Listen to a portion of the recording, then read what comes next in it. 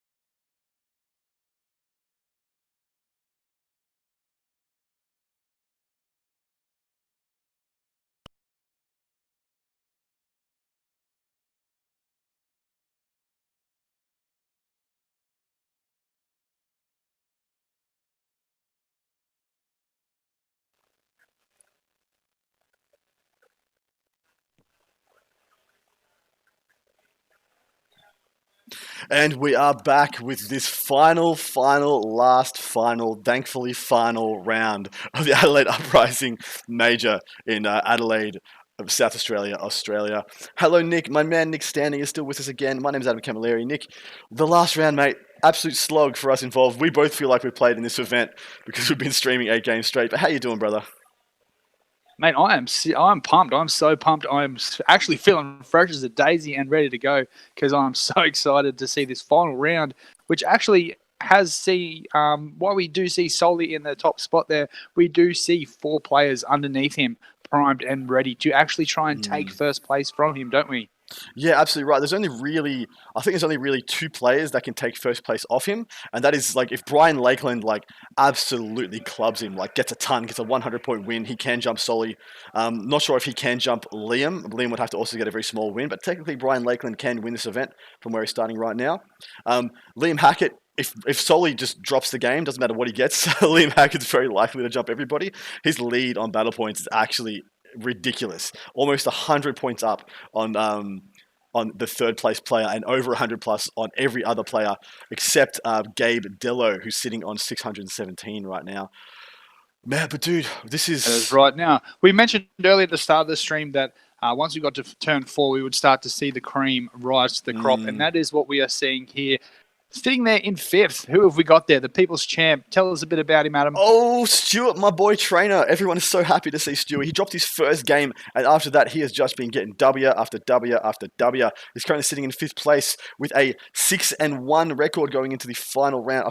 6-1 record going into the final round. He's going to be playing against something of the top table boogeyman. This is the 4th time this man will be on stream. Gabe Dello playing Drakari. We just saw him in the Matt Morrisoli game playing off on top table. Matt getting the win there by about 14 points. Gabe is still sitting in 6th place, still within striking distance of the podium. But Stuart Trainer is playing, I think, the event of his life. We might see a young man coming of age of here on the tabletop as we speak. What's on our second table, mate?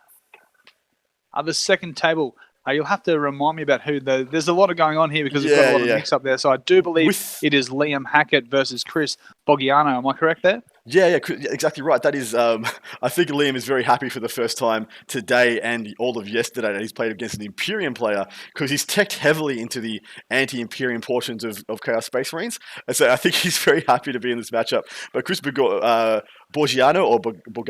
has done really well. He's come from nowhere, hasn't he? You there, Nick? Yeah, mate, I am. Yeah, he's really come from nowhere. We haven't heard of him up until this point, have we? So he's been submarining outside the top 10. Yeah, 100%. Yeah, you can see there he's had a loss in round 4. His wins have been going on from round 1, but he's kept some low scores. And like you mentioned there, he has submarined. He's come in there and primed himself to get himself on the podium. Our top table for your viewing experience will be Brian Lakeland playing pure Harlequins versus Matt Morrisoli playing a mixture of Chaos Demons and Chaos Space Marines. That is going to be an extremely, extremely good game there, guys. These guys already played in the Masters event. And Brian got a small loss, Morrisoli getting a small win versus him. So this is the second time we're going to be seeing the same game in this kind of block of 2 events back-to-back in these 4 days of games. Matt Morrisoli and Liam Hackett both playing their 11th game in 4 days today. So kudos to both of those gentlemen. Even if they go down, they don't get the podiums that they're expecting. They've done incredibly well to butter up and play as well as they have for this long. Yeah, that's it. A couple of things of note there you mentioned. So Solly actually got pipped by Liam Hackett in the Masters. We saw that in the final game. But he was actually to learn from, adapt, and overcome Liam Hackett's list in the next game that they've played each other. So it'll be interesting to see if Brian is able to do something similar here. Exactly right. Just reading through some of the people we've got here. We've got Sam Stutney cheering on Stu, the People's Champ trainer, Eric Lethurus, current captain of Australian WTC, absolute legend of the community, and one of the best players in the world to my mind. Helpless Heroes, what does prize support look for like an event like this? I can tell you it is a lot. It is a lot. I think there's something like $1,000 worth of prize support for the first place, and then it trickles down from there significantly. Adaptive subroutines, I'm really excited to see Frank's list. 10 death marks and two hex marks is crazy interesting. Frank is sitting in 7th place. Yeah, we might see if we can get the lovely Chelsea to give us some updates on that game throughout the day. Who else we got in the chat, brother? Who else we have? We have Fuzzy Hair 321. He is saying good morning. Good morning to you, my friend. Michael Foster. How many players was this? This was over 100 players. Is that correct, Adam? Just under 98 as of the start of day 98. one. Oh, so we just pipped it there. Over 130 sign-ups, but we had some issues with borders and some COVID scares that have kept quite a few people away, unfortunately. But still, it's still really realistically a 100-player event. And still realistically one of the biggest events of the past 12 months, and unfortunately possibly the next 12 months as well, which might be sad, and I hope it isn't so. But who else we got in the chat, man? We got Low Chaos 13. He's asking for Dark Eldar there. So he's a bit surprised there. He's asking if it is rack spam. It is not. The pride of South Australia himself, Gabe Dello. He is the only local that's found himself in position here to get on the tournaments. He is running very much a vehicle-heavy Dark Eldar list. We also have, what kind of chat would it be if we didn't have George G? Main contributor, right. I would say, to this chat. He's here. He's having a chat with us non-stop. Yeah, do you want to go through a few more of it? People there for us, Adam. George has been our most consistent contributor. Thank you very much, mate. Wouldn't be able to do this without you, in fact. Just to rack up, so the rack spam, it's not quite rack spam in model count. It is in unit count. He's got 6 unit of racks, and all 5-mans with ossifactors and hex rifles. And so, yeah, it's actually pretty good, that list. It's very MSU heavy. Every time we think a player, he's going to be bled out and he's not going to have enough units to contest the primary, another unit comes out of nowhere. Another unit comes out of here, out of there. And yeah, he just plays the primary so very, very well. That list also has 3 Reapers in it, which he has used to incredibly good effect. All right, I'm going to switch this over to. I've switched this over to the 4-table view. In our top right-hand corner, we have, I believe that is the KG deployment of the Grey Knights versus the Drakari, that being Stuart, the People's Champ trainer versus Gabe Dello. Interesting to see Stuart on the left-hand side, Gabe on the right-hand side, but looks like they're pretty early in deployment. Yeah, not a lot to sit at the table. Yeah, no, you're right there. It definitely looks to be Gabe as one of his signature moves of getting those vehicles in the back right-hand corner. So that is definitely Gabe there. What's on the next one? What's on below him? Sorry there. So that looks like Sully to me. It looks like a big Lord of Change sitting on the middle of the corner there. He's got his beast spread out on each objective there, and his favourite, those Lords of Change, at each end of the bridge. I would like to point out that if they are into turn 1, that means Solly went first, and that will be the 11th game in a row that Solly has had to go first in this tournament. Every single game from the Masters to the mains has been Solly going first, and he hasn't wanted to go first in any single of his games. But hell, he's winning, can't be that bad. To the left of that game, we have the Liam, the no-chill Hackett versus Mr. Borgiano, Chris Borgiano with the Custodes. I'm not quite sure if they've rolled up to who's going first yet, but I can see some dice being rolled there. So maybe they're about to roll for first turn, or maybe Gabe, so maybe Chris has gone first, decided not to move, and he's just going to hunker down and Daka away. Let's jump into that game. Let's open up with that one. You, of course, will be the man doing our scoreboard reading, Nick. Well, as soon as it comes up, let us know what these guys are taking for secondaries. And just a quick read of the battlefield for us.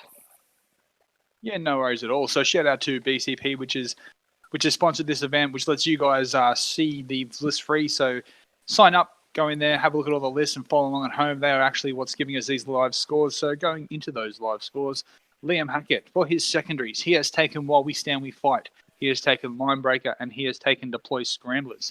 So Chris, from the Adeptus Codes, my man, he has taken Engage on All Fronts, he has taken Assassinate, and he has taken While We Stand. So that seems to be a very common thread there for Custodes. That Assassinate is very, very interesting for me, Adam. I don't like that he's taken Assassinate. I think that's a very much something that Liam can quite reliably negate or stop him from getting.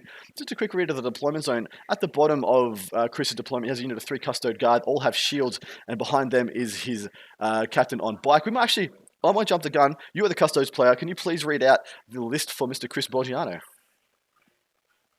From it also, he has gone with a shield host of Shadowkeepers. He has gone with the big man in charge, Captain General Trajan Valaris. He has a shield captain on Dawn Angel Jetbike. He has all of the tricks that we know. He has a 2-up, 3-up, 5-up. But he has Victor of the Blood games on this bad boy, so he has got a lot of rerolls coming out. So going into the troops, he has 1 unit who are riding in on their swords and boards. He has 2 units coming in as Sagittarium Custodians, and they all have Misericordias on them. In the elite slot, he has 3 Aquilin Terminators, and they have the Lastrum Stormbolters and the Solarite Power Gauntlet. Ooh, yes, I'm keen to see this bad boy in action. He has an Akemta Achilles Dreadnought. he has a Vexillus Praetor with a Vexilla Magnifica. Into the fast attack, he has one of my favorite units, the nice and cheap Palace Grav attack. And then he has what I believe to be the superstars of the Custodes. He has a 5-man unit of Venatari, backed up by a Telemon Heavy Dreadnought with one Storm Cannon and a Fist there. Really well-rounded list here. The only kind of criticisms I might have is that he's maybe sacrificed having a bigger, fattier unit of Aquilin Terminators for more troop choices. So I feel like he doesn't actually need 2 units at such a time. I'd rather see like a 5-man unit of Aquilins coming down from reserve. But maybe I don't know what I'm talking about. What do you think there, though? Is that a fair call to make?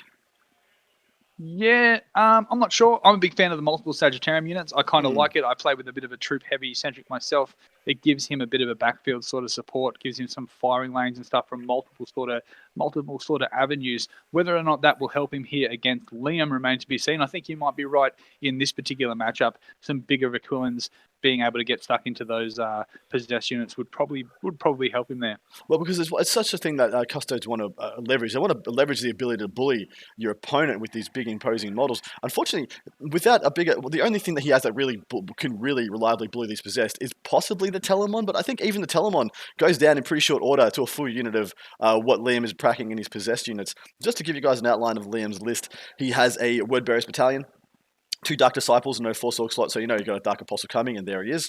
He's got a Master of Possession, a Sorcerer, with Warp Time. Master of Possession, has Mutated Invigoration and the Malefic Tome, and is a Mark of Zench with Infernal Power also. And Cursed Earth follows. I've got to say Cursed Earth, because that's one of the key linchpin powers for him. He has 3 units of 10 Cultists, which says what you get. 3 units of 20 possessed, which is the real meat of this list. 410 points apiece, so well and truly like over half of his army. Then there's a patrol detachment of Slaanesh Demons. This one has Celeste, and she's in there for not only the other 6+ Delightful Agonies and Hysterical Frenzy, but also because she has an aura of reroll charges for Slaanesh Demons, which is what all his possessed are marked as. And to round that out, he just has 10 Demonettes. This is a list that has been crushing. Liam knows no chill, Liam has no chill, and I fully expect him to go very deep into this game. Whether he wins it or not will remain to be seen, but I can tell you that a 4-objective mission does play into his hands a little bit more. He's able to bully, and anything you put on those objectives, he is able to kill in return. He doesn't have much OBSEC. 3 units of conscripts. Sorry, not conscripts. 3 units of cultists and 1 unit of demonettes will not hold up long to any. They probably used to be conscripts. They did. Well, they get conscripted into chaos. There aren't many willing participants there. Looks like we've just had a warp time from Liam. He's just checking out what he needs to get a charge into the bottom right-hand corner unit of Custodian Guard. I would be surprised if Liam didn't go for a wrap or 2 this game. I feel like all the power to him if he gets the wraps off. If the Custodes commit multiple units into a unit of possessed, all that happens is one gets to fight and then gets interrupted and loses everything else. What do you think? That's something you touched on there. You touched on this being a favourable mission for Liam there, being with only the 4 objectives. And 100% agree. He is able to tail out, and he could actually sit those possessed on all 4 objectives at the same time, being as close as they are to each other. The problem there is for the Custodes player is this is probably one of the missions that he sees himself as benefiting from. So he's able to sit on those 2 objectives, bunker down and shoot people off the other 2. That unfortunately for the Custodes player, it's very unlikely that he is going to be able to do that against Liam. Yeah, it's an interesting one, isn't it? Liam's really hunkered up a lot of his possessed in that ruin. Going to be leveraging that 2+ save in cover and hoping that that's enough. Plus, well, the 2+ save, they're more than likely going to be having a 4+ invulnerable save. And then, in addition, they're going to have a 5+ feel no pain, which is very likely from that Delightful Agony's power. He actually is an interesting little thing here. It's the same name for 2... there's 2 stratagems of the same name working here, or 2 psychic powers of the same name, both called Delightful Agonies. One for Slaanesh Demons, one for Chaos Space Marines. Chaos Space Marine 1 gives a 5-up Feel No Pain. The Chaos Demon ones gives a 6-up, but because they have the same name, but they have 2 completely different effects, e.g. one's being a 5-up and a 6-up, Liam's actually able to use both. It's actually been ruled unanimously across the board pretty much everywhere that I've heard of that you do get to use both. So he's going to have Cursed Earth going up, and you see how he's bubbled around his characters. He's going to have Cursed Earth going up for 60 possessed with a 4+ invulnerable save, and the 2 front units will have Feel No Pains in addition. It's really going to hamper the amount of damage that these guys can do. What I would really like to see is the Venatari get very relevant very quickly.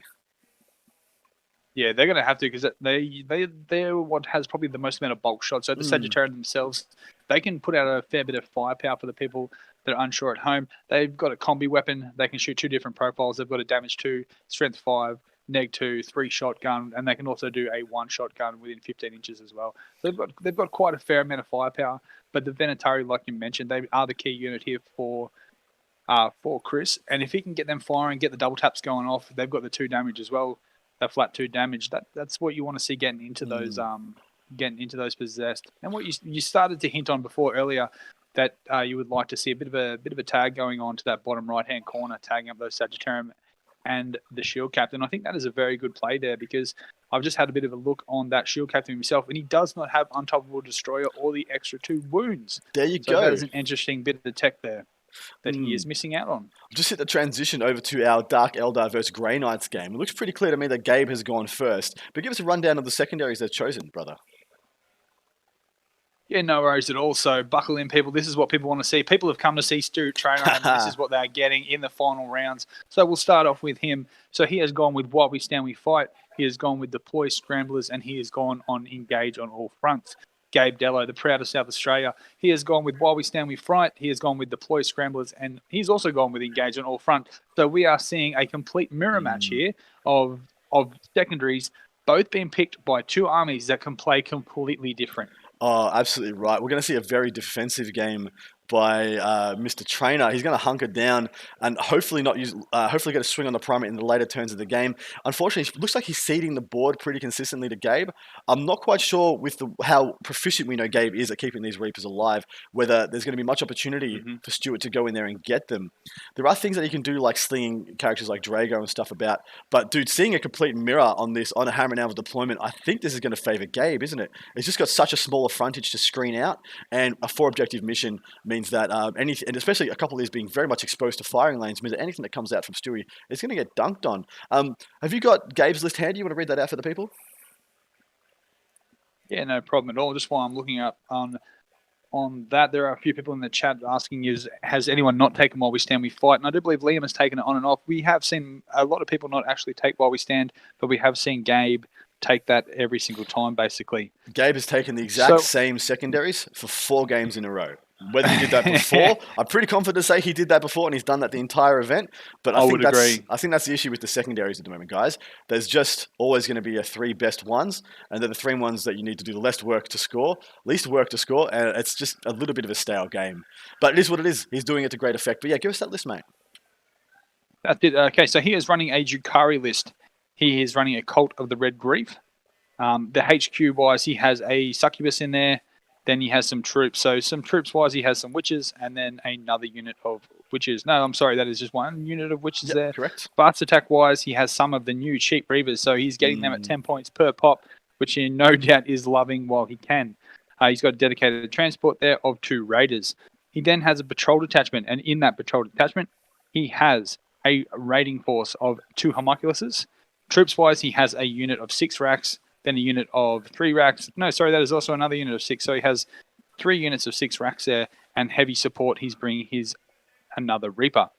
And in that detachment, he has 5 of his Venoms. He has another detachment here as well, so he's got a lot of different things going on here with Gabe. He has a custom coven with Dark Technomancers and a Master of Mutagens, which Adam will be able to give us some of his secret sauce on later. He has a Homunculus with that, and he has another 3 units of racks, so another FAQ choice cheapness there that he's manipulating. And one of his popular units that he's got a lot of use out of is some Scourges, and he's backing that up with another 2 Reapers. Yeah, this is just mass MSU mobility OBSEC. I'm thinking this is actually a really good list. The Reapers are really what makes this a good list. Without the Reapers, it has no heavy hitting firepower. And it's a real unfortunate state of affairs for Dark Eldar that like Reapers as sometimes Ravagers are the only legitimate 2 units you have that can go toe-to-toe with some of the heavy hitters out there. But unfortunately, both of those are still very, very squishy units. I think it's only 12 wounds, a toughness 6, and a 4+ save on the Reapers. So if they can be shot, they will be killed. There are Stewie does have a lot of ability to close the gap here and do a lot of damage. I'm quickly going to run through his list. Playing pure Grey Knights, of course. He's got a battalion detachment. He's got a Warlord who's a Librarian, Smite, Warp Shaping, Armored Resilience, Empiric Domination. He has Lawmaster for the extra spell. Then has a chaplain with the plus 6 inches to range, which might come into play, which hopefully Gabe knows about, because those plus 6 inch range can change those Psy Cannons not being able to shoot anything to being able to instant kill these Ravagers from the back end of the board. Then he has Lord, Kaldor, Damn Drago. And he's silly writing. But he's got 10 Paladins, 5 Warding Staves, 5 Halberds, 4 Psy Cannons. He's got 8 Purifiers with 8 Staves.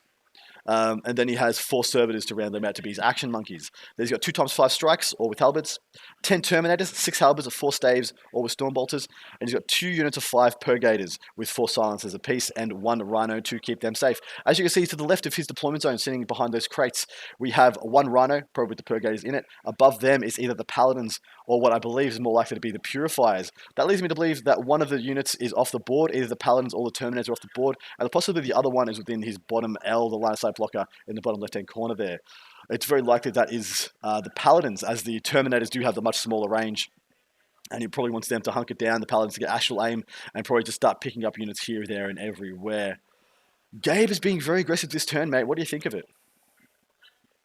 Yeah, he's really aggressive. We haven't seen him be too aggressive in previous games. We've seen him sort of skirt around the edges of the board and just throw out units and rack up points as he's needed to. But yeah, he's definitely being a bit aggressive here. I think he's backing himself to be able to get turn 1 and put Stu in a bit of pain. Might be able to block him in there and just stop him from being able to gate around, get some deep strikes going off. So I think that is what Gabe's plan is. Yeah, I agree. George was pointing us that Gabe was very aggressive versus Luke, and that he wasn't for the next 2 games. Like, he was like, oh, okay, that didn't go so well. But now he's rolling the dice again and give it a crack. With Sully, Sully went first and put the pressure on straight away. So maybe he would have done that if he could have, which might have been a mistake. But yeah, I think this is looking okay for Stu. He's going to need to, he's probably going to lose the primary for the first couple of turns. He just needs to be around long enough to shoot later in the game. Some really good things going for Gabe, though. He's got the 2 damage Venoms, being Dark Technomancers. He can overcharge them, deal himself some wounds on 1s to wound, but then he has got that 2 damage, which will be very key into these unfortunate still 2 wound Terminators and things of that ilk. It looks like he's got some... Looks like there's some combat going on here. Either that or some saves taking place. Interested to see what the fire coming in from. It looks like it might be from the Reavers at the top, shooting down into the Purifiers to the left in the central middle of Stewie's deployment. The Purifiers aren't going to play as much as a game in this one, simply because their whole business is to get into combat with a 2+ invulnerable save and exist there, hold big scary things up. Things of the ilk of Mortarion and his kind. Looks like a couple of Purifiers have been killed off though. But let's jump over to our last game. This is our top table game, and I'll hit the transition on that momentarily. But Nick, how much do you think is going to get done here? I'm of the opinion there's not a lot that can be shot, and we're probably going to be going straight into Stewie's turn 1 any second now. Where do you think we are at, and what do you think of the secondaries and the scoreboard for this current game? Right, so looking at Solly's secondaries there, which is I think you're alluding to, we have seen a bit of a hustle play here. So the boys are moving along quite well. We're actually into Solly's turn 2. So looking at Matt Morris Solly, he has taken engagement on fronts, he has taken mental interrogation, and he has taken grind him down. Looking at Brian Lakeland here for the Harlequins, he has taken domination, he has taken while we stand we fight, and he has taken raise the banners. So a bit of a score update there. Obviously we are in Solly's turn, so we're at the top of turn 1. Top of turn 2 here, and Solly is on 26 versus Brian's 10. Yeah, holding Brian to 0 points in his turn. I will like to point out the secondaries for Brian. He's taken domination. Big call there, mate. Big call there, Brian. That's a 4 objective mission. That is betting he's going to have the ability to hold 3. Admittedly, he has all the OBSEC, doesn't he? Whereas Solly has, 1 unit of Nurglings, 1 unit of Demnets, 1 unit of Cultists? Yeah, something we pointed out before that Solly is not running much chaff in this list here. He's pretty much going all killing power. And funny you mentioned that. I actually have Solly's list up and ready to go. So I'll run through that now if you would like me to. Absolutely, dude. All right, man. So first up, he has a Chaos Demons Patrol. He is running the Lord of Change. After that, he has another Chaos Demons Patrol, which is Slanesh. And in that, he has 2 Big Bad Keepers of Secrets. And he has a unit of 10 Demonettes. Also, within this list, he has a Chaos Space Marine Patrol, an Emperor's Children one at that, and that is where we are finding he has a Sorcerer in Terminator Armor, and he gets his big damage dealers, his 2 10-man Chaos Terminator units, both with the Mark of Slanesh, and his little gribblies, his last little part of his list, which he's actually been using to good effect, are the 10 cultists.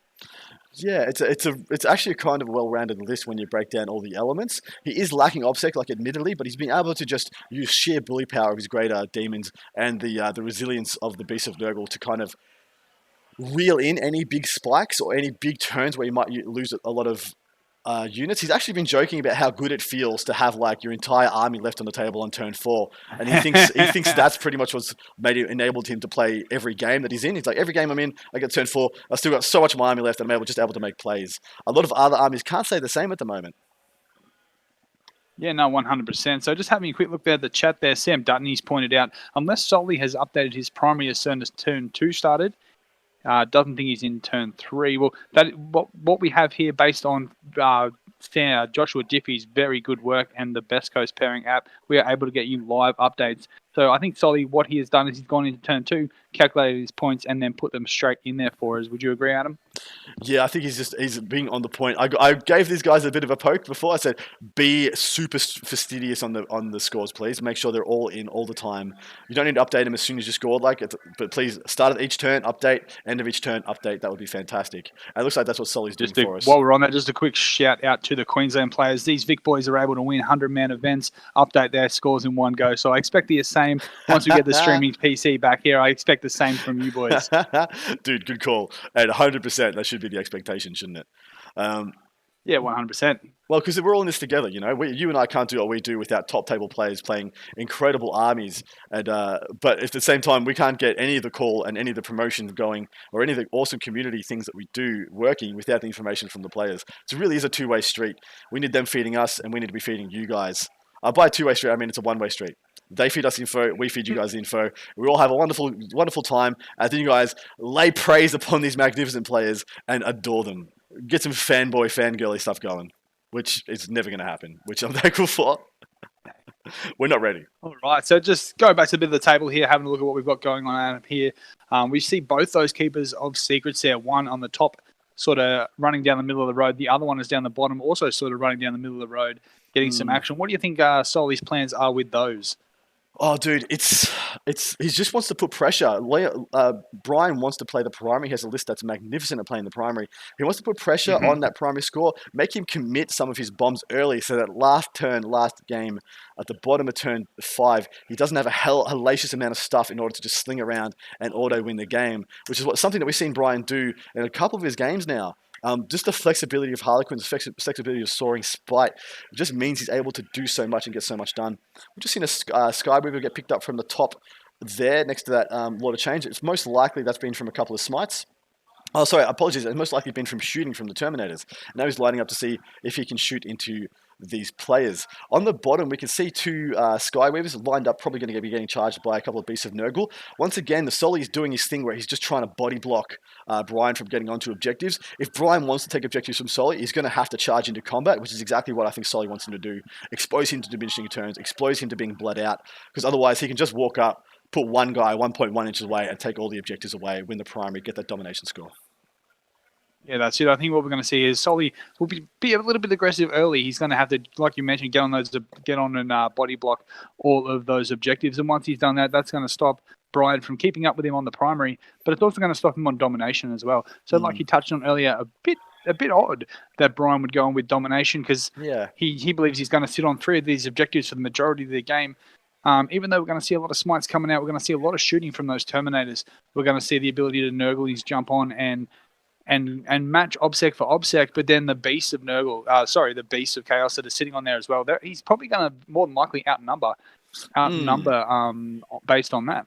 Yeah, I think that would be a good play if he's able to warp time Nurglings up, get them on a key objective. If he sees Brian making a big play towards one of these, which is what I expect to have happen, he's going to have a significant investment from his army into either the top middle or the bottom middle objective. I think the bottom middle is the weakest side. It's got more smites, but it's got less explosive damage. Oh, but true, sorry, apologies. I forgot there was a keeper to the bottom right of that middle line of sight piece of inventory. You go for the top, Brian. Top's way better.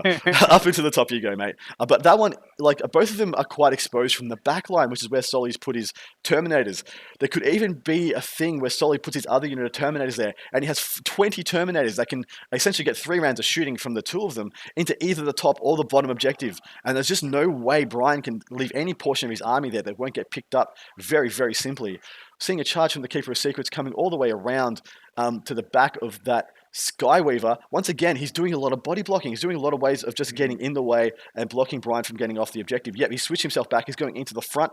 And yeah, he's just playing to body him, to just bully. So Brian has to really commit a hellacious amount of his army in order to get anything done. And then whatever comes out there will cop the other unit of Terminators.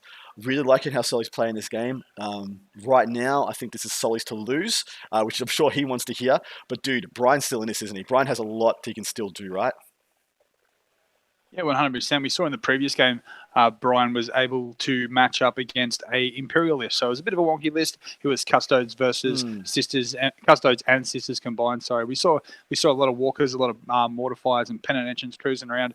And it looked like majority of the game that Brian was in the back seat. He was boxed in the corner, and it didn't quite look like he was able to match on primary, but he was actually able to pop out a big win towards the end. So that is very likely something he's wanting to do here against Solly. Josh, I love that comment by Josh, putting out how bad the Queensland lads were. Julie Trainer, Stuart Trainer's mum is watching in the chat, cheering on her boy. We are all actually cheering on our man, the people's champion, Stuart, the kid trainer. He's doing such a good job. 6-1 so far, playing off against Gabe, what I think is being touted as the best player in South Australia, who's been doing incredibly well with a bit of a wonky list. Man, look at what's happened with that Keeper of Secrets. He's actually made it all the way into the Harlequins deployment zone. 2 turns, that guy has slung himself all the way in. Damn, those things are intimidating. Yeah, that's it. We will remember it was poised right behind that bridge to make its mark early, and it has done that. Both of them have come out from beside that bridge and has made some headway into doing some damage there early for Solly. Exactly right. Okay, mate. We're with Miss Trainer in the house. I'm sure we should give Stewie some table service. Let's jump over a quick call of what I assume to be the bottom of turn 1, and see what he's managed to change there. But this is the interesting to see if Julie does get on the phone and call up, just like we saw Solly's mum giving him a call in the middle of the previous game. Just seeing that terrain piece being moved so they can position what is behind it. There is absolutely a unit back there. Whether it's the Terminators or the Paladins, I do not know. Very interesting to see that the Rhino has been picked up. I'm not quite sure why that would be. I get it. Yeah, I understand why. Those crates aren't actually obscuring. I hope Stewie was aware of that. The crates actually do not block line of sight. If you can see through the crates, you can shoot through the crates. Same would be correct for the Watchtower in Gabe's deployment zone. So hopefully Stewie didn't get caught flat-footed on that too badly. And yeah, I believe that would be the case. He did seem to be close up, probably touching it. So it looks like we would have seen some things shooting through that. Yeah, it's very likely. The Reapers would pick up that Rhino very, very quickly. Yeah, we can see now a fair bit of measuring going on by Gabe from those vehicles on the right-hand side. Oh, it could be. There is possibly there to do some GK units on that bottom left-hand side there. Absolutely. Maybe even those bikes are in combat with them. Gabe has scored only 3 points in his turn, just got his engage points. What do you expect Stewie to get in his? He's also taken engage, but I'm not quite sure how much that's going to pay out this game, but he can definitely score that later in the turn. And deploy Scramblers. That's an interesting pick for Stewie. It definitely is. So we know that Gabe has the units and the ability to spread the board. So he definitely has the ability to stop any kind of deep strikers or any kind of movement shenanigans that Stu has in his psychic hood there to be stopped. So that's an interesting choice there on engage in all fronts and deploy Scramblers. I don't know if he's just going to be able to willy-nilly throw units out into all quarters of the table. Yeah, and of course, Gabe on Hammer and Anvil, Gabe has so much board presence. He's really able to zone a lot of those units out. He does have a couple of 5 minutes of strikes that are probably going to be in reserve. And look, they're small enough footprint that they could find positions to get those Scramblers. And it's funnily enough, all the Stormbolters he's packing like that do absolutely nothing into things like Sisters, Custodes, Marines. Against Drakari, they're actually really good. Like 20 Stormbolter shots, like almost kills a Venom if he rolls hot enough. Yeah, that's it. Yeah, his basic firepower is able to just chew through some of those lighter vehicles. So maybe something like grind them down. We have seen majority of the players against Gabe take grind them down. So that could have been a pick there rather than engage on all fronts by Stu. Yeah, exactly right. I think we're seeing a gate by Stu. I think we're going to see him gate up to just get one of his units in range of the Reapers. What he really wants to do is use Astral Aim on a unit, dump them down, and see how he's measuring his 9 inches. He's got a little cocoon made of 9-inch markers. He wants to dump down some Psy Cannons and with a gate, shoot in and pick up those while we stand. We fight. Literally, as soon as the Reapers are gone, his ability to kill Terminators and Paladins drops dramatically. On top of that, they're worth 5 points apiece at the end of the game. So I'm not quite sure if Gabe has underestimated the range of this army, because that plus 6-inch range litany from the chaplain, and then the gate means he can just reposition to get into range when he wants to. Really, really powerful bit of play there. Yeah, definitely. Yeah, so we're probably going to see a bit of Astral Aim here, you believe, on these Terminators? 100%. He's probably gotten off the Astral Aim already. He's probably buffed them up quite guaranteed that that's happened. Would he have gone into the Shooting Tide as well, or would he stay in the Smite Tide, do you think? Because he has got that unit of Reavers at the bottom. He wouldn't mind smiting out. Looks like they're lined up to be charged by Drago, even if they do survive. So probably doesn't matter if they die or don't die. But yeah, I think what the key here is getting rid of some of those bigger Dark Eldar vehicles. So I think we're going to go into the Shooting Tide here. Really like Stewie's play here. He has exposed one of his big chonker units, but if they do the job, they can pull down two. They can pull down 2 Reapers. If they do, man, he's actually looking quite good. Then it's going to come down to a board control game, which Gabe will, I think, always have the advantage on. Having the ability to see through these terrain pieces makes a bit of a difference too. So if Stu was able to hide behind some of these terrain pieces and not get shot back, it will be a bit of a difference. I think that's probably why we've seen him not actually teleport into some of the terrain there. Yeah, well, he could have. Yeah, I think Gabe has actually done a good job. You see, every piece of big line of sight picking terrain has got 2 units next to it. Like up the top, the big box with the orange tab on it has got 2 units next to it. So there's pretty much no way he's going to be able to deploy or deep strike into that one. And same for the one to the diagonally to the bottom in the middle there with that orange peaked tip on it. It's got 2 units next to that. It's pretty much Gabe might have foresaw. Do you think Gabe foresaw that? Do you think this is all his plan for him? Yeah, I think so. Yeah, I think Gabe's definitely shown so far that he's got the nuance to think about those type of things and think a couple of games ahead. So I think it looks like a bit of a techno church, that one that we've got there on the right hand side, that orange tick that you're talking about. So yeah, he seems to have that surrounded. So I think he was sort of almost foreshadowing that Stu was going to move that and come out into the open. So he sort of dictated where Stu needs to go, and in doing so, he's guaranteed that his whole army can fire back and get hit back at Stu. Once again, like, do you think Gabe's become a little bit predictable in that this is his 4th game on stream and his 3rd or 4th game versus one of the top players in this event? People talk, especially top players who are playing each other. People talk. I know Stu was chatting to a bunch of people who've played Gabe previously, just getting an idea of what he does. Maybe he's once again aware of the fact that Gabe takes exactly the same secondaries every game, and he's always going to take while we stand on those Reapers. So maybe he's had this very neutral deployment in order to draw Gabe out into a bit of a false sense of security in order to get this big play off with the gate. Very keen to see how much damage he does here, though. He can get to strength 6 on his silencers, but he has from his purgation squads. But the Psy Cannon's going to 36, and then with strength 7 probably are the better ones, going to damage 2 as well. Very likely to get 1 down, possibly 2 down. Yeah, to me, the damage 2 would be the key here. So everyone that comes in doing that double damage, that's what's actually going to quickly whittle it down. Now, the Jukari being one of the older books, a lot of the newer books have some neg 1 damage type of things going on there, but Jukari do not have any kind of benefits like that. So yeah, we might see some of these Reapers get hurt very early. Looking at that wound pool right now, that's probably the Psy Cannons. And man, 1, 2, 3, 4, 5, 6, 7, 8. Looks like he's put 10 wounds on one of the Reapers. He only needs to fail 6 of those on his 5-up invulnerable saves. And yeah, that guy is kaput straight up, even if the Stormbolters don't do anything. You mentioned there a bit earlier talking about Gabe being on 4 streams in a row and also picking the same objectives, secondary objectives there. So maybe the boys are sort of catching on to what he's doing, but still they need to have the nuance there to be able to pull those tricks off. So Gabe, obviously, he's picking the same things every time. He's playing the same game every time. He's obviously very well versed in being able to stop people being able to take them from him. So it's still up to Stu to be able to actually perform that and use his skills to be able to get those big plays off. Well, he's done it. There's 1 down. Because this is turn 1, there's no feel, no pains for those guys. That first one just got picked, and damn, that is a big deal. Can he get another one? If Stu gets another one, this is going to be enormous. either way, Yeah, like, definitely. So one of the only games we've seen Gabe go down in is when he's been losing his while we stand points. he's either everything's been dead, but the while we stands, or everything's been alive except for the while we stands. So there are really two ways it goes, isn't it?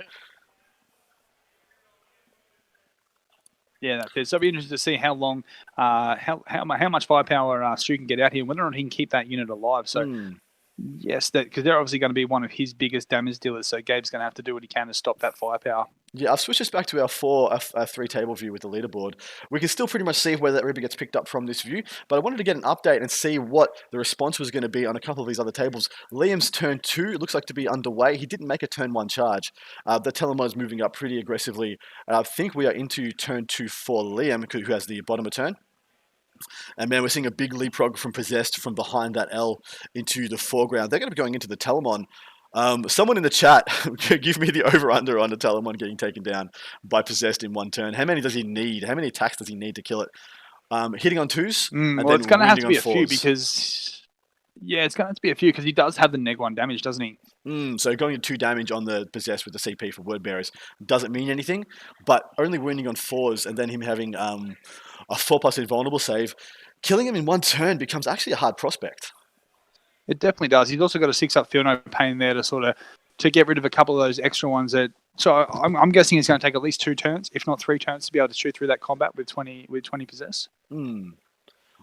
Not being personally myself, not being OBSEC, I'd be happy to just chuck the Telemon in there and just let him sit on one of the objectives and just see if Liam's willing to commit and try and to stop that overflow of wounds while I'm racking up my primary points. Yeah, good call there. I think that's actually a really clever play if he picks it up. I will let you know in the top right-hand corner of our game, that second Reaper is Gonski's, guys. So it's 2 Reapers down, turn 1 from Stu.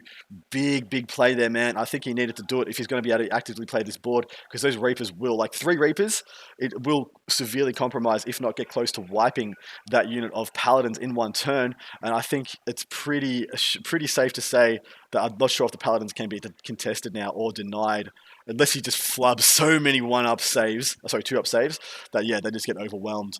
Very interesting play. I think the board still belongs to Gabe, but Stewie has made the perfect play to ensure he has some inroads into it later. What are you seeing on the Soli and Lakeland game there, mate? Yeah, so I'm seeing a lot of board control there from Soli early. So it looks like those Terminators have come down on the left-hand side there on that objective there.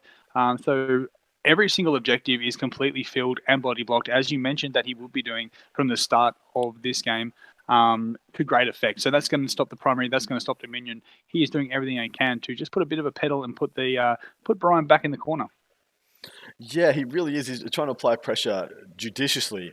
We're seeing some units jump over Soli's lines, just or a Skyweaver jump over into his backfield, so the bottom left-hand quadrant, in order to get some engagement or front points. Looks like there's a bit going on there, so we might join that one in a minute, because we're still in Brian's movement phase. We might join and jump into Liam's game, because I feel like this is going to be... I'm very excited to see that game. Yeah, this is going to be a big turn for Liam. Liam has no chill. Liam knows no chill. If he's going for it, he's absolutely going to be going for it. I think he might have deep struck a unit of Possessed. Yeah, well, I don't think that the Custodes have the ability to wipe a unit out, so I think you might be right there. I will just go straight into the scores, which we like to do, and see how we are traveling here. So Liam Hackett, he is on a primary of 5 while we stand. He could not have got any yet. Linebreaker is on 0, and Scramblers, he is still on 0. So he's sitting on 10 points currently. Sorry, it's battle points. So he's sitting on 15 currently. Chris, our man with the Custodes, he's sitting on 5 for primary, 3 for engage, and he is sitting on 18 points. So we actually see a 3-point swing in favour of Chris currently in the early stages of this one. Apologies. I did say they were Possessed. They are not. They are, in fact, Cultists. He has Tide of Traders them into his opponent's back lines in order to get Linebreaker. That means all the Possessed are on the table, and that means a lot of Possessed have been killed. Just a quick call of the game. We've had that Custodes Shield Captain on Dawn Eagle Jetbar go into the Possessed, clean up a few. We've also had a unit of what I believe is... What is that unit to the right of the... Oh, no, that'd be Possessed. Surely that's Possessed. Never mind me.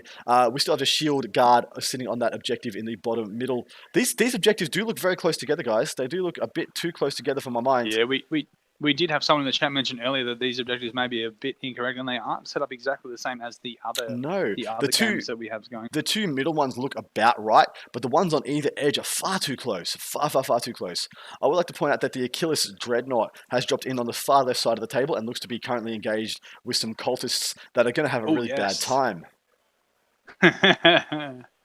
Yeah, so I think one of the key things to point out is you mentioned those Venatari are going to have to become a key factor in this game. And a smart little play there by Chris. He has sat them on top of that ruin there. So actually taking them out of the game. So it's very difficult for the possessed because we know that Liam likes to string his units off. It's going to be very difficult for him to be able to keep them in contact with his characters, remain gaining those aura buffs and access to the psychic powers, and be in combat with those Venatari. But those Venatari are in a prime position just to be able to sit up top and just sniper and just double shoot a lot of those possessed off the table. It's very interesting to see how few possessed Liam has left in this position. I mean, we saw the same thing happen for him versus the Nids. Look, that building could be chock full of like 2 levels of possessed, or it could just be... I think that is what we are starting to see here, a bunch of them. It's just 2 layers of possessed. Looks like he's lost close to a full 20 man though. Two turns of shooting from this Custodes army will decimate most single units out there. So I'm thinking 20 possessed are gone, but he's still got close to 40 left. That's probably more than enough to do what he wants to do. I think he does want to charge and tag that Telemon. Telemon has 6 attacks in combat? Yes, that is correct. So hitting on 2s, winning on 2s, but then he's going to be going into a 4+ invulnerable save, more than likely. So what the issue is there is that even if he does get all his hits and all his wounds, he's only going to kill 3 possessed. I think tagging him and stopping him shooting is probably the better play, or focusing his shots into the possessed rather than having it just pick off units in the backfield, things like the cultists. Yeah, that's it. I think I did a little bit earlier. I would like to see him just sit that Telemon on one of those objectives, probably even one of the ones in Liam's deployment zone there, and just let it sit there. Obviously, something that Liam can do then is just tie it up with 10 of the cultists, and the shooting probably isn't enough to get through it, even though it's in there in combat. It might be, but that would at least stop my suggestion for Chris of out-secking him on that objective, being a single model versus a unit of 10. Do you think it's so? We know that these objectives are deployed incorrectly. Yeah. What if is it right to change it now? It would be. I think it'd be wrong to change it now that the game has started. These players are playing to the table and the objectives as they are placed right now. And to change it now might be to inadvertently skew the game in one player's favor. I actually think it would be skewing the game. It would definitely skew the game in the favor of the way the deployment was. I think the way they're set up now, to me, we know that the tendril game of Liam, I believe it is massively favored to Liam for being set up the way they are. I think he is currently able to sit on all 4 of the objectives with those 3 units that he has. That will absolutely. There you go. I was going to counter that and say that I think it favors the Custodes because their shooting units can see and shoot onto every single portion of this board from a small vantage point. Like those Venatari, have only got 18-inch range. They can easily shoot and move and shoot into any portion of this board. And Liam has to concentrate himself so densely that all the Custodes can just be placed in the same place at the same time. I think the shooting-wise, it definitely favors the Custodes. In saying that, the Sagittarium do have 36-inch range guns, and we do see a big firing lane from objective to objective across the 2 centers, which are the ones that should be spread out.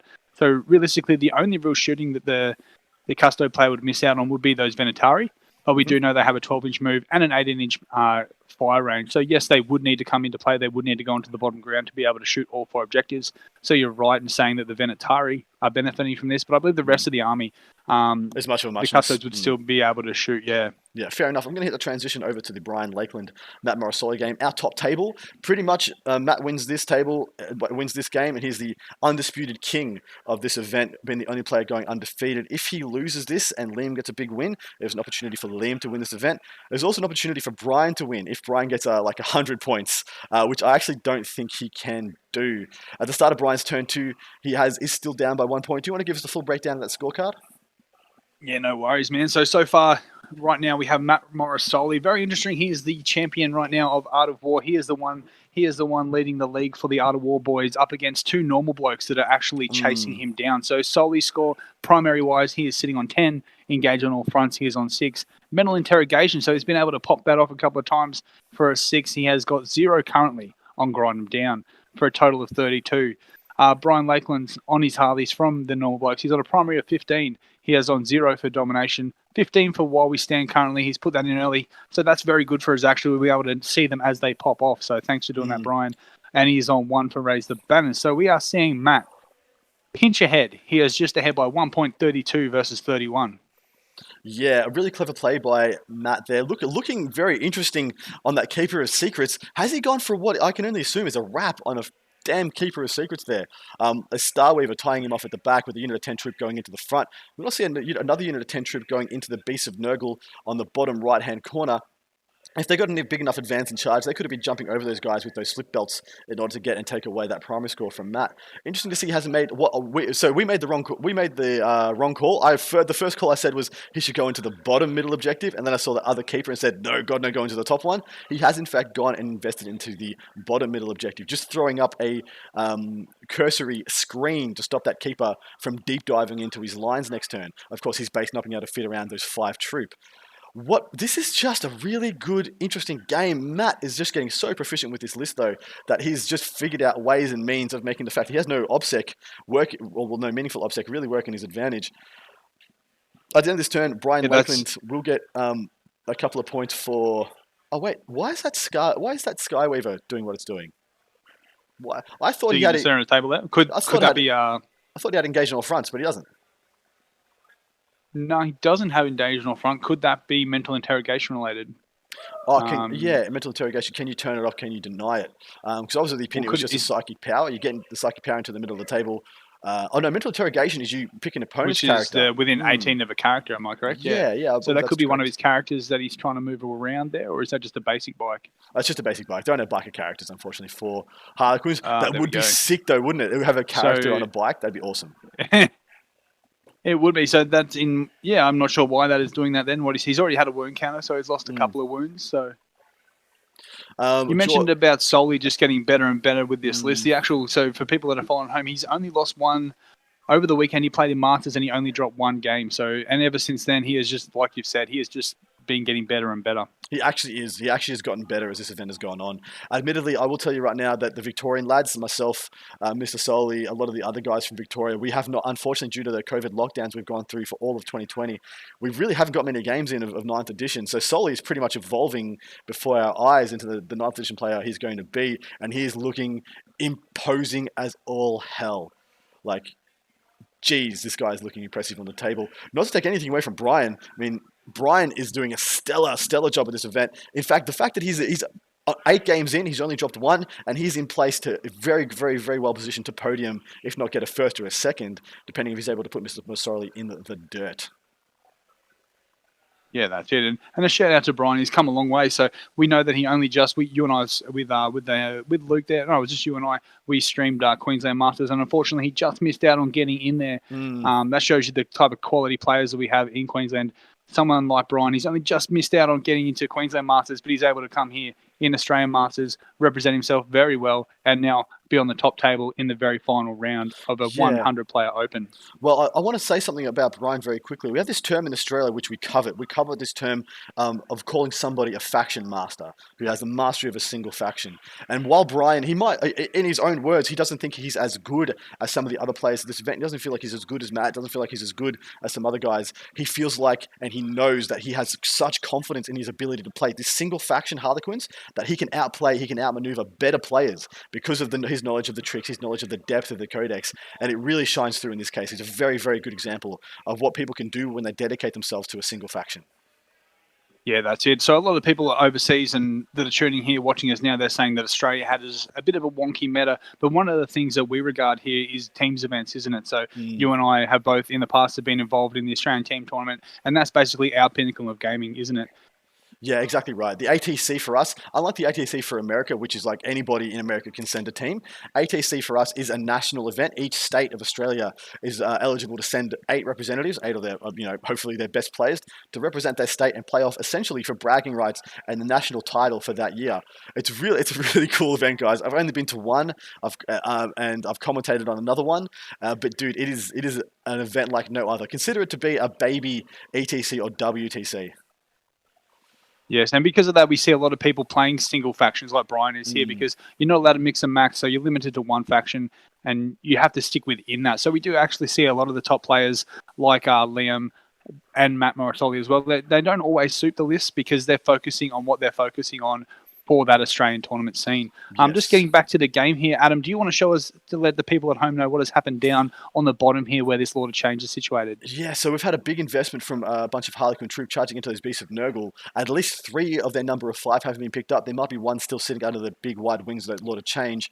3 of them have been picked up by the Harlequin troop, and they have leapt over onto that objective, taking it away from Mr. Morrisoli. So at the start of his turn, he will get a 10 on primary and not a 15. Very good play from Brian. He's also wrapped off that bottom beast of Nurgle, I believe. And so what will be a big trap for Soli is that if he declares that he's going to desperate breakout, Brian can spend a couple of CP that even if he does break out, he's going to reach out and touch him anyway, e.g. Will not be able to be shot by those Terminators. But what I think is going to happen in response, the second unit of Termies comes down 9 inches away from them, gets an auto charge in there and clears that off once again. And that will be another key unit from Brian being removed. Looks like the Keeper of Secrets may have attacked already with his always strikes first. It would be due to go second after the first charger of of Brian's. Really key to see that Harlequins have a nice melee bonus versus Slanesh Demons, as in Brian can very reliably kill these things. He gets rerolls to wound just innately versus Slanesh Demons, which is very powerful, especially in combat where he has a huge density of attacks. Yeah, that's it. These Keepers of Secrets, obviously on the offense, we've seen them very powerful, but we've noticed that once they usually come in and do some damage, and majority of the game, Sully has lost them quite early, so they're not quite as durable as some of the other greater Demon Princes. The bike that we've got sitting in the center of the table, just to that left of the bridge, do you think that could be some kind of deep strike beacon so that we're not able to get the Terminators into the center of the table there? Yeah, I think that's exactly what he was doing. He wanted to body off those Termies so they couldn't get right into the middle and bail out the Keeper of Secrets that's going to be inundated with Harlequin troops, because that would be game ending for for Brian. If he was able to deep strike that unit of Termies into a prime position to get that charge off into that home objective for Brian, he has to commit his whole army to get them off, which means he's conceding the rest of the board to him. So I think he's planned very well ahead there. Whether there's a gap there between that Harlequin troop lining up from the other Keeper of Secrets and that bike for them to drop in the middle remains to be seen. But if he does that, he's not getting a decent shooting phase. Although I don't think he's getting a decent shooting phase either anyway, so maybe that's the better call. Interesting. Because his shooting phase, I think that's the plan, is to push him either far back on the left-hand side near those 2 bits of those 2 ruins there, or into the top, into that crater there, which is actually going to nullify a lot of those Terminators' firepower. Yeah, I think this is a great turn by Brian. It can still backfire. Just his low durability models versus the mass attacks and mass shots from these Terminators can just become too telling a price. It could also be a fact that he's lost 4 of those 5 Beasts of Nurgle, and that last one he's got wrapped just pops to morale, and then the Terminators just wipe everything out on that bottom objective.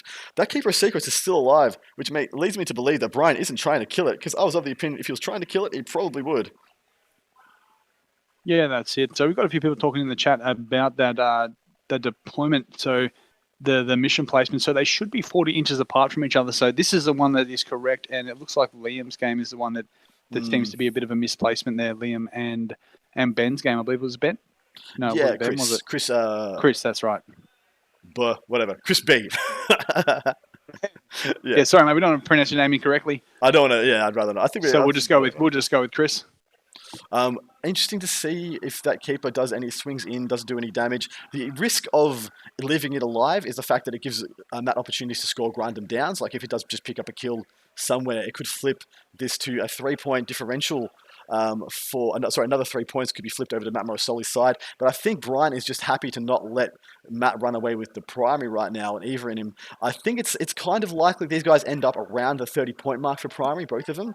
I don't really foresee either of these getting a 45, but that could change very dramatically at any point. We know how the explosive damage Matt has and also the reliable and janky nature of what Brian's able to do with his Harleys.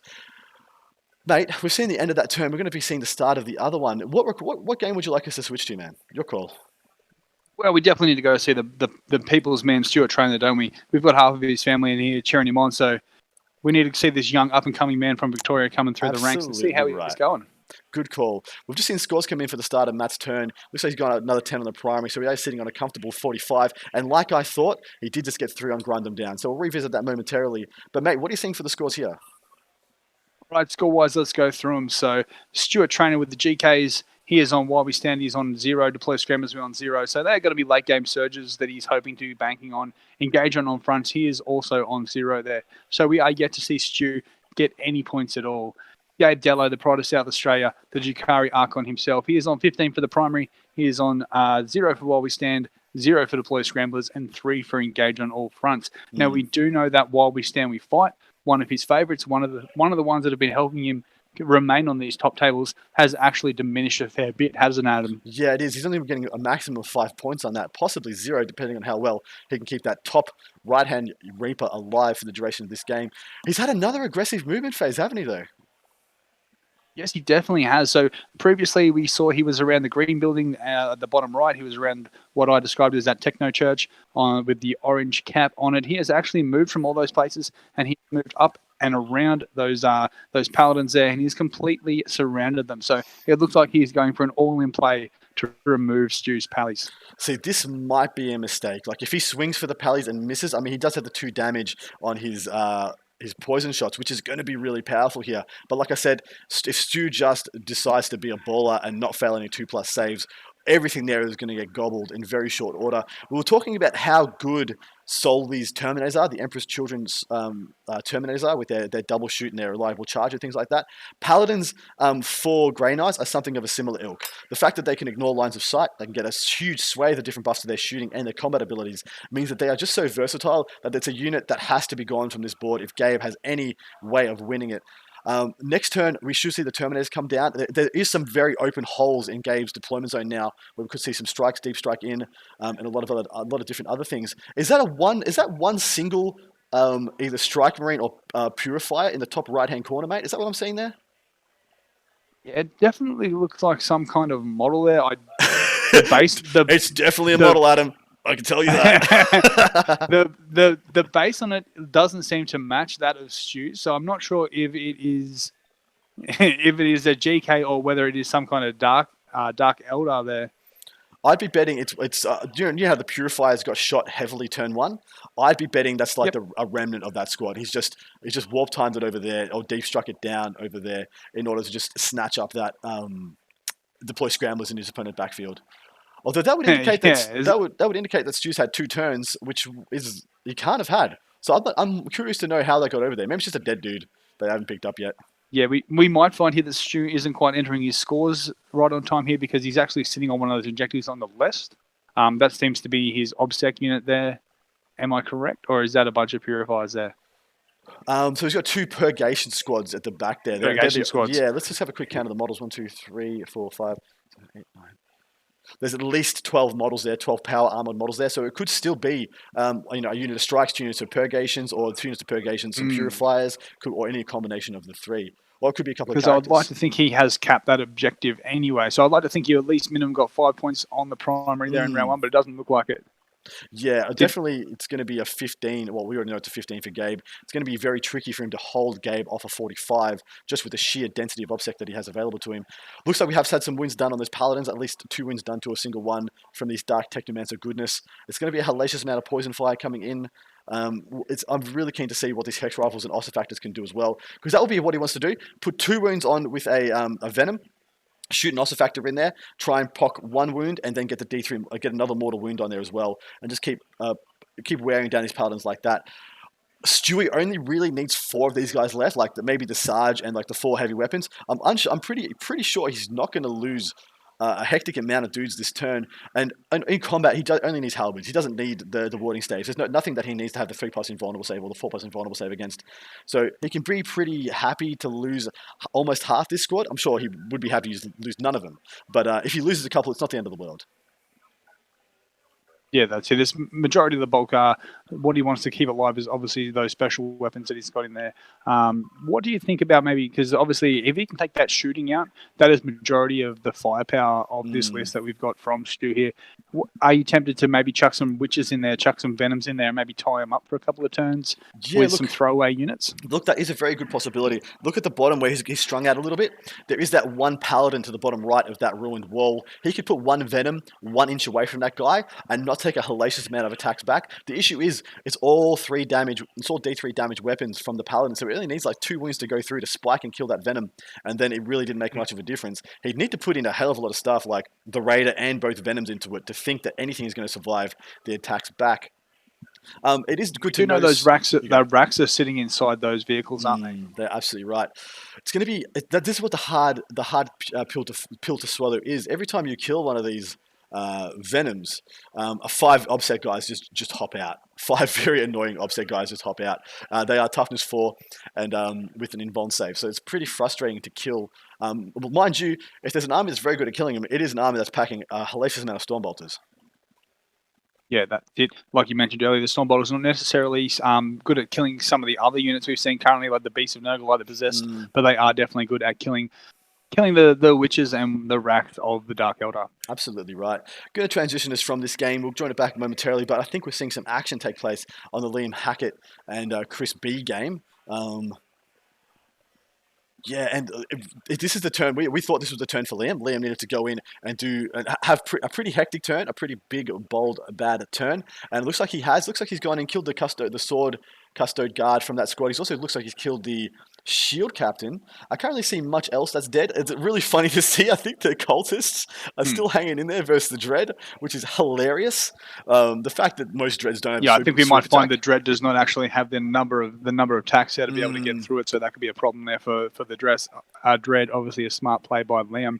So I'll just have a quick run through of the scores. So we have Liam Hackett. Primary wise, he is sitting on 5. While we stand, we fight. He is on 0, but we know he has majority of those possessed units left. Linebreaker, he's able to get it for 1 turn. He has got it on 4, and he has yet to deploy Scramblers. He's sitting on a total of 19.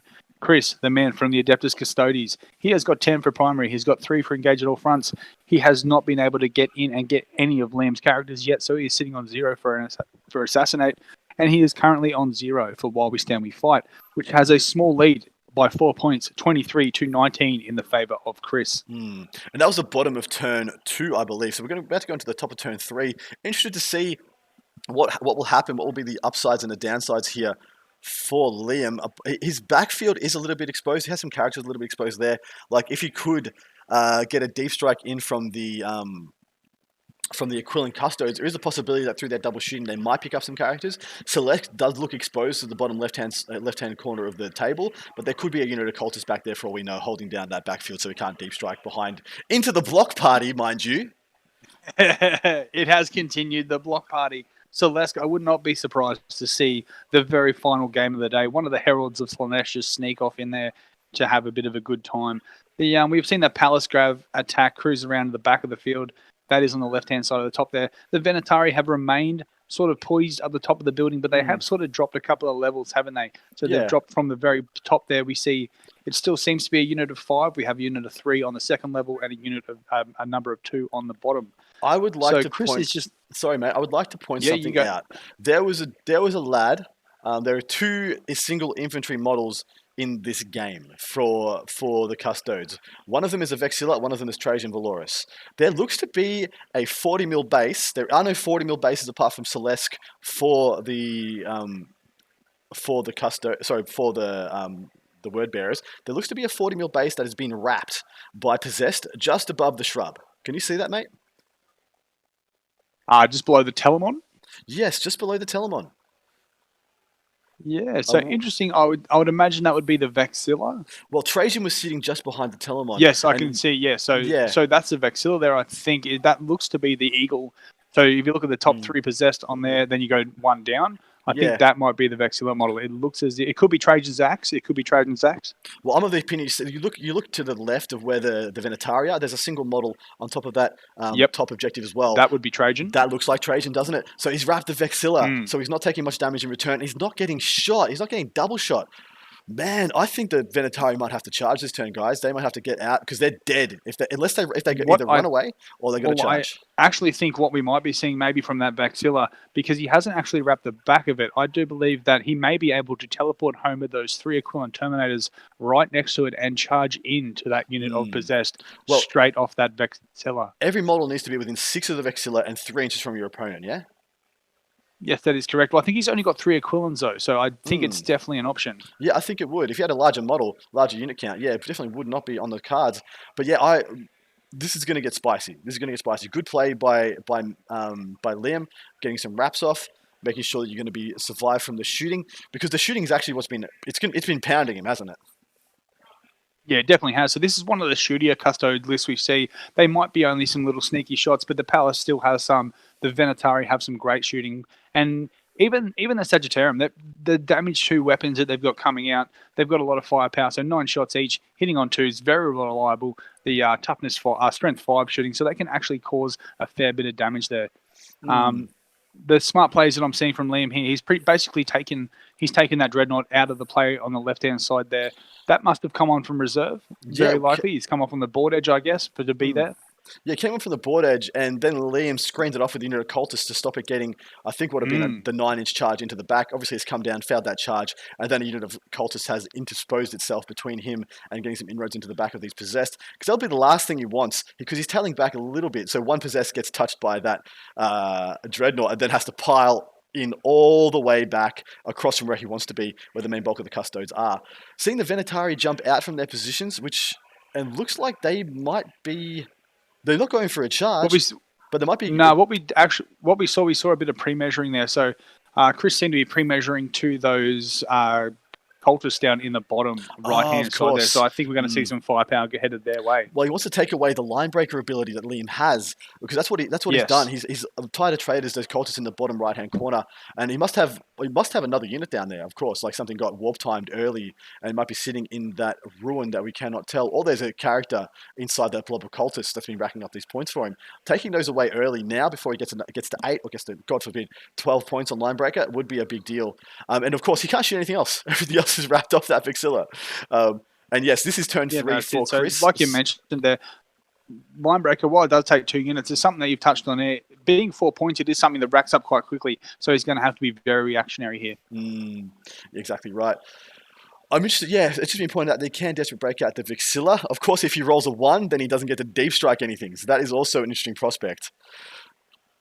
Looks like we're already I've just noticed our man from Gladiator Gaming, Josh McGowan, is in the chat here. Shout out to Josh. He has asked us what is the mission. I believe it is a retrieval mission. Is that right there? Yeah, it's the 4 objective hammer and anvil one. I can't remember the name of them. There's too many. Yeah, I'm pretty certain it's retrieval mission. Yeah, it's going pretty well. The interesting thing is this is turn 3. They're in the shooting phase. I don't see the Custode Terminators on the table. Am I tripping? No, maybe he's holding off for a bit of a later play. I don't think he started them with the table. I'm pretty certain he only had both units of SAGs on the table there. So yeah, maybe he's holding them off for a bit. I would have loved to have seen him teleport Homer off that Vexilla there and get stuck into Possessed. That would have made my day. RPG Luminary. So is this the final round of the event? Yes, this is. Praise the Omnissiah himself. This is round 8. So yes, this is the last round. The Talamon's going in though, yeah? The Talamon's charging in, right? For sure the Talamon has to go, yeah? The Telamon, yeah, I guess so, yeah. Like I've said this from the start though, I don't know if Chris is getting the best use out of it. It's not too much of a threat to Liam. Liam's able to just hold it up with Possessed and whatnot. I think it needs to be sitting on an objective and getting those primary. I would have liked to have seen it do a shuffle across the bush, jump over the fence, the shrubs and the fence there, and make a beeline for that objective on the left-hand side. Admittedly, it is the only thing right now that he could put into these Possessed that's going to stop them up for another turn. He can put them in such a way that due to the Vexilla being there when they pile and consolidate, it can only be attacked by like 2 dudes, which means it's in all likelihood it may survive through Liam's turn and into his own turn again, which would really mean he can do what you want him to do. That Palace Grav Tank goes onto that back objective, and he starts holding 3 to Liam's 1, and really starts to pull ahead.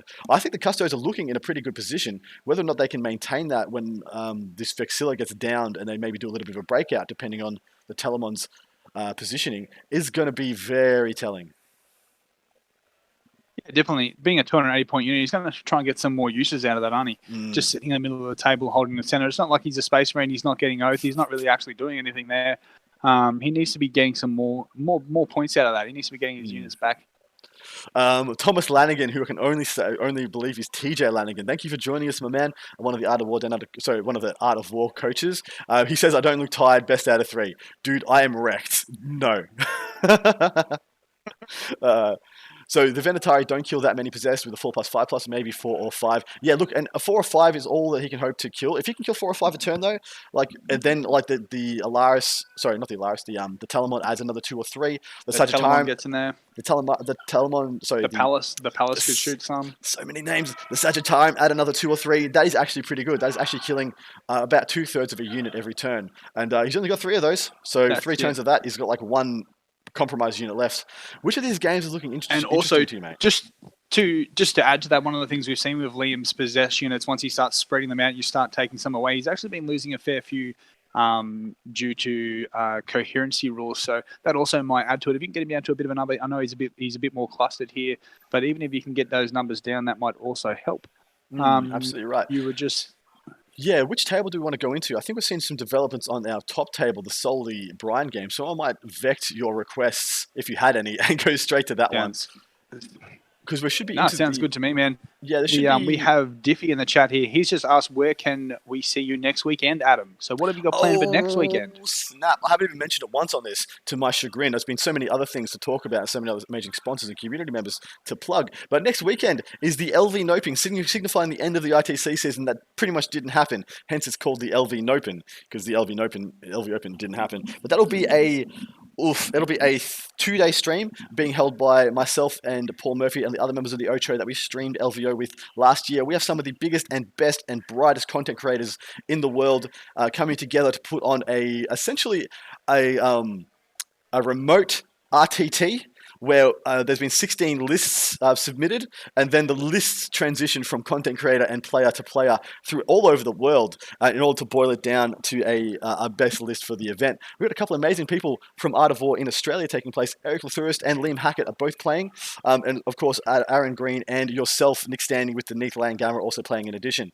So you can expect to see those bright and early. It's going to be, I think, 10 a.m. is the first game for us on our Saturday, and then we have another one at 2 p.m. that day, and then the following Sunday we will have another one at 10 a.m. It's really exciting. The list should all be out. There should be Goonhammer articles. There's amazing raffle prizes. Every dollar, every cent being raised goes direct to charity. And yeah, incredible prizes up for grabs. Brother, tell us about the scores. All right, scoreboards. So Matt Morrisoli, TJ Lanigan in the chat now. He wants to see some Chaos games. If you want Chaos games, this is where you come to. The master of Australian Chaos currently is Matt Morrisoli. The Soli Express headed straight to Championship Tam right now. He is picking Engage on All Fronts as one of his primaries, one of his secondaries. He is on 9 for that. Mental Incarnation, he is on 9, so he's rattled that off on every turn. Grind them down, he is sitting on 6 with a primary of 20 points. So currently, including his battle-ready points, Matt Morrisoli is sitting ahead on 54 points. Brian Lakelands from the Normal Blokes podcast, he is sitting on 15 for primary, 0 for domination, 15 for While We Stand, and 2 for Raise the Banners with his battle-ready points. He is sitting currently on 42 points. So we are seeing Soli just slightly ahead. That domination pick by Brian could be the bit of the telling factor. Why don't you give us a bit of a rundown on what is happening on the table, Adam? Yeah, Brian is running away. Looks like we are into the bottom of turn 3, and we've seen either Brian has interrupted into combat and spent 2 CP to leave, or we are into the bottom of turn 3, and Brian has started his turn. He's realized he is not going to get that bottom objective. With the Terminators coming down there, he can no longer believe or have any reliable belief that he's going to stay there at any meaningful amount of strength. He's either going to stay there and pick up 5 for primary, or he can run away and keep 5 for While We Stand. I think he's taking a conservative approach, which I believe is the right approach. But man, ceding the board to Soli means Soli is probably going to get up in this game. We will see, though. There's still 2 more turns to go, and they have an hour and 20 minutes on the board. As you can see, there was a Keeper of Secrets that was getting wrapped by a huge investment of Harlequins. That one looks like to have been picked up, and we had another one that was at the top of the table in the middle top objective that has come down into that gap there. Looks like it's got a 25 mil base holding it up from making it all the way through there. That base will be charged, that base will be killed, and it will be a very interesting turn of events to see what Brian does from there, because the only things he has left in his army that are going to kill a Keeper of Secrets is a full 10-man unit of troop, and every 10-man unit of troop is worth 5 for While We Stand, We Fight. So it's going to be iffy whether or not he kills it. And this, depending on which Keeper of Secrets this is, this might be his inbuilt, the one that always takes the -1 to wound, in which case the fusion pistols are not that great at killing it, especially if he warp surges it for the 4+ invuln. It could also be one that just has no good ones, and he rolled nothing good on his two rolls at the start of the game, and could be very easily picked up. So we will see. But man, Solly doing incredible work on mental interrogation. 9 points on that so far, only 3 turns of the game. Very, very nice. And he's got 2 turns to grind them down as well. We'll see at the end of this battle round if he picks up another 3 there. It's not looking great for Brian, but we've said that before, and we'll probably say that again. So yeah, let's see where he goes from here. He's falling back even more heavily into that bottom right-hand ruin. He's trying to hide from the shooting from the Terminators, which I cannot blame him for. No, that's it. Like you mentioned, mental interrogation is probably... We haven't seen anyone pick that this weekend, but Matt Morrisoli has taken it to great effect. He has that Keeper of Secrets on the right-hand side and that Lord of Change, both positioned as close as he can get them to all of those Harlequin HQs and characters that are positioned in that right building there. So hats off to Solly. That's obviously why those two are sitting there not doing too much other than that and just racking up the mental interrogation. You picked it from the start. You said the domination may not be one of the better picks for Brian, based on the fact that this is a 4 objective game, and he's going to have to sit on all 3 of them. You said it as well. Body blocking has been a key here by Matt. He has blocked all 3 of these objectives on the left-hand side, and at no point has Brian been able to make any inroads into holding any of them. We did see a big play from his players, from his troops, have a good crack at that one on the top right-hand side. But as you mentioned, he is now currently falling back and allowing that Keeper of Secret to hold it all by itself. Yeah, look what he's doing. He's starting to fall back, and he's going into jank tank mode. He's putting a Star Weaver from the top right-hand side onto that middle objective. He only has 1 Beast of Nurgle there, so that's going to tie him on that one. He's just actually put some OBSEC, a troop that was engaged with that Keeper of Secrets, onto the bottom middle one, taking that one away from Matt. Matt's going to be getting only 5 points for his primary in his turn. That's a nice big swing there from Brian. I think he's done very well there. Unfortunately, the things he is using to do that are going to incur the significant ire of these Terminators and Greater Demons. Yes, they are. The left-hand side there is completely dominated by those Terminators. So it won't take much for those Terminators to move up their 6-inch move, double shoot, and remove the Star Weaver there. Also, the unit on the bottom can actually access that whole side of the table there. It's very likely that those Terminators might start making a bit of a huffle. I do believe that Brian will be exposed in that bottom ruined terrain. There's a good chance that he can see through with those Terminators into what's inside, and he's going to be able to double shoot all of the characters and everything that is in there also. Yeah, this one's interesting to know. It usually is the 2 bigger ruins. So there's 2 types of ruins, of L-shaped ruins at this event. There's ones that have a base and ones that that specifically do not have a base. It's really going to be telling, I'm assuming Brian knows that it would not be caught out by the fact that the one he's falling back and putting literally all the rest of his army into probably has a base and hopefully cannot be seen down into. Otherwise, this game is absolutely over.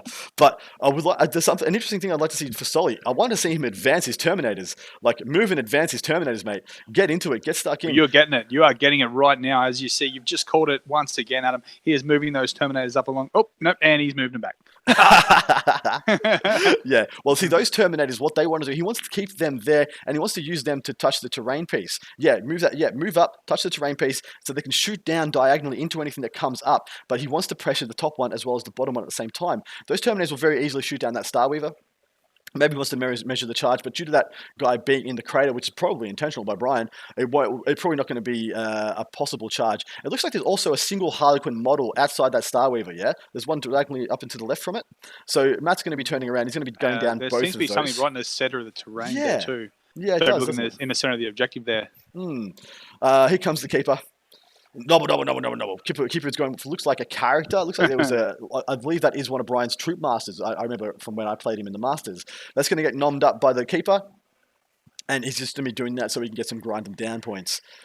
I'm of the opinion now that the bottom middle objective is going to be charged and body blocked by the Terminators. The Terminators will go straight into those troop, and he's probably not going to shoot them in all likelihood. He probably just decides not to shoot them, charges them in there, and uses the Terminators to become an imposing wall between any inroads by the troops from the bottom right-hand corner. Because naturally, they do have the ability to just run up, jump over, get one guy 1 inch onto this, simply because the strength of OBSEC and the density of OBSEC that Brian has over Matt. But dude, give us an update on the scores. Matt's just scored, I think, his top of turn 4, possibly. Yeah, it looks to be the case. So Solly now primary, he's sitting on 25, engaging all fronts on 9, mental interrogation on 9, grind him down on 9. So he's getting very close to capping out on absolutely everything. A perfect game almost from Matt Morrisoli. Brian Lakeland in charge of the Harlequins here. He is sitting on 15 for the primary, 3 for domination, 15 for while we stand, and 3 for Ray's banners. So, 2 for Ray's banners, bringing him to a total of 45. So I'm starting to get the opinion now, if you were not on the Soli Express now, it is too late because it is not stopping to pick anyone else up. He is running all the way to Championship Town.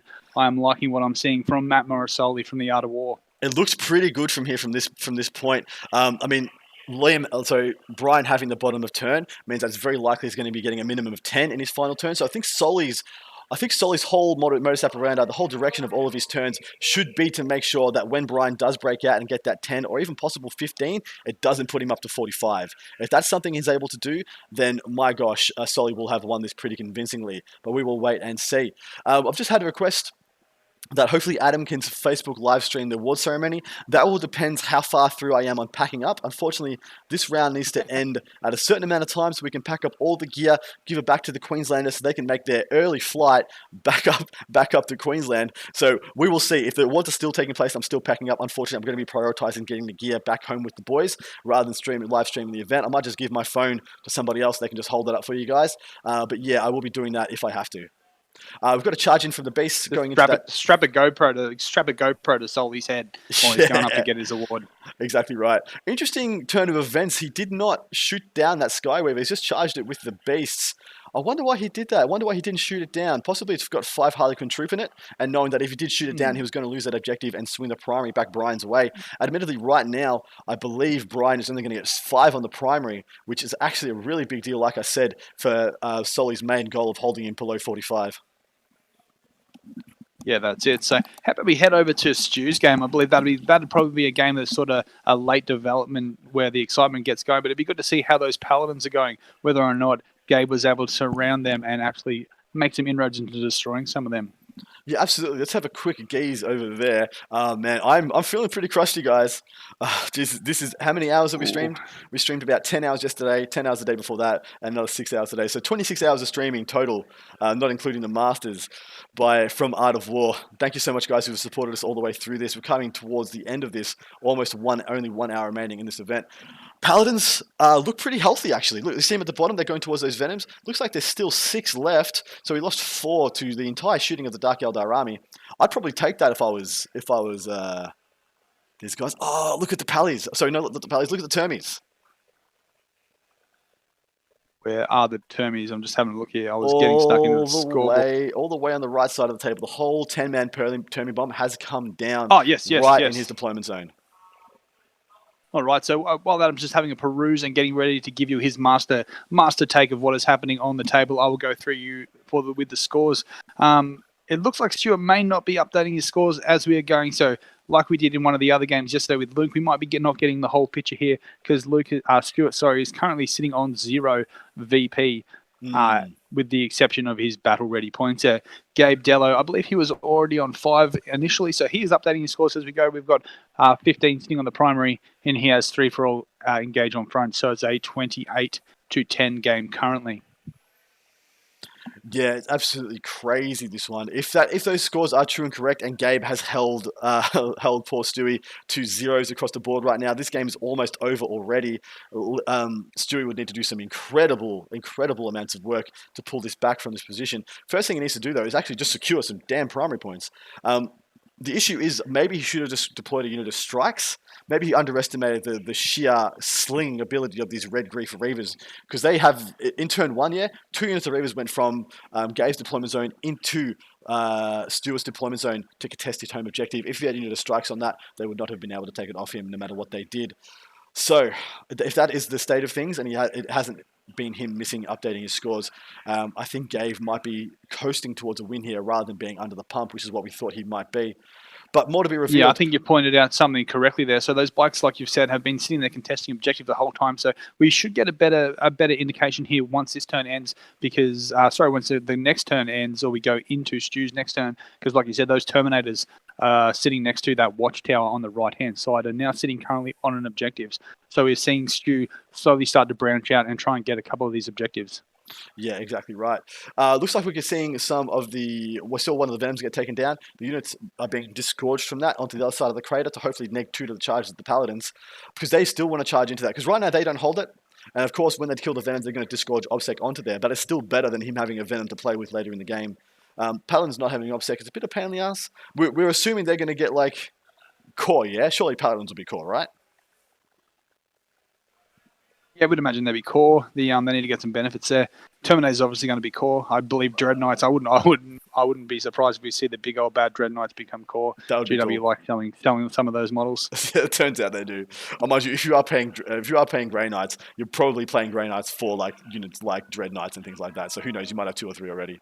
Or one of the poor people out there who had 5 or 6 of them went back when the rule of 3 didn't matter as much, or didn't even exist. Yeah, that's it, 100% here. So Julie is asking for Stu to do something incredible. We are all doing it here. We're all sitting here poking with a stick, waiting to do something exciting, which no doubt he has the tricks in his bag to do. Absolutely right. And Grey Knights, he did go second. Grey Knights will have a big surge in the bottom of the turns. So yeah, I wouldn't be surprised if we still see a very respectable score coming in from Stu. I've just hit the transition back over to our Custodes versus, oh Jesus, our Custodes versus Word Bearers. Our Custodes versus Word Bearers game. I thought this was the risk. He pulled those Venatari out of the building. I'm like, yeah, man. He didn't charge the Telemon in. Okay.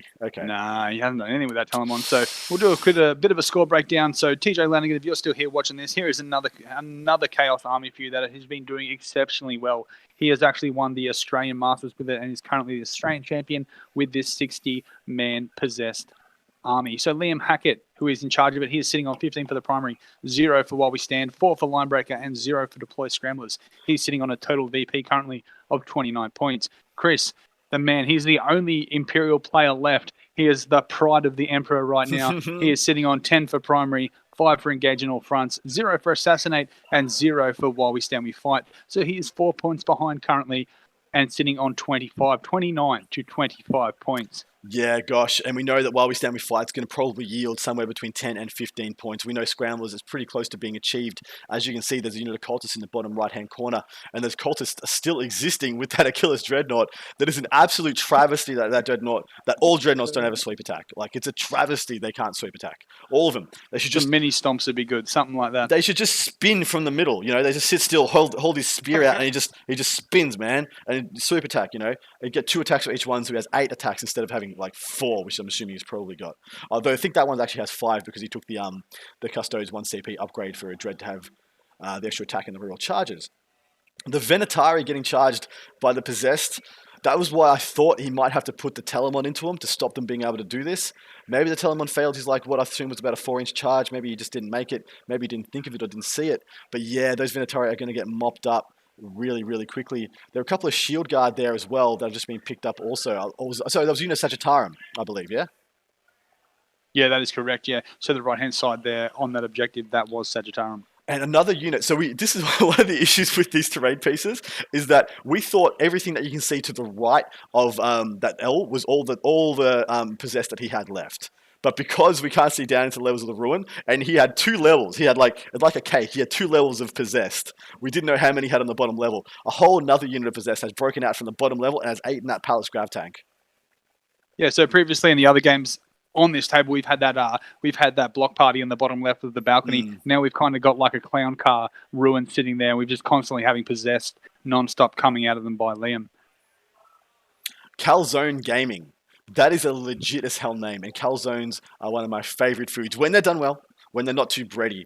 I'm the only person in my office today, so being able to watch the stream while working has been fantastic. Thanks for the great commentary and insights, Art of War, done on the team. Dude, thank you so much. And thank you so much for the sick name. Maybe I'll share a calzone with you one day. Michael Neighbor, oh man, I love a good calzone. Sweet. Or savory, doesn't matter. They're all legit. Eggplant being one of my favorite, like a nice stewy calzone is delicious. Love it. I ate a couple when I was over in Italy, in Florence. 2 years gone by now, but it feels like 6 months ago. Just because I did nothing in 2020, of course, like everybody else. Dude, how bad is this about to get for the Custodes? I thought they were looking in a good position, but that was before I knew there was like a whole another 20% still on the table. Yeah, man. We just had Forest Castle hit up. How does this possess list deal with Inceptors? So we've actually seen this weekend. Adam, you know firsthand how it deals with Inceptors. He played up against a list which had unit of 5, unit of 6, and a unit of 3, and then another 3 units of Blade Guard. So the typical meta list that we're seeing from the States. And what happened? How give us a rundown of what happened there? What happened was, because of the density of possessed, and because their sling ability to close the lines really quickly, the opponent felt like he had to deploy all of his Inceptors.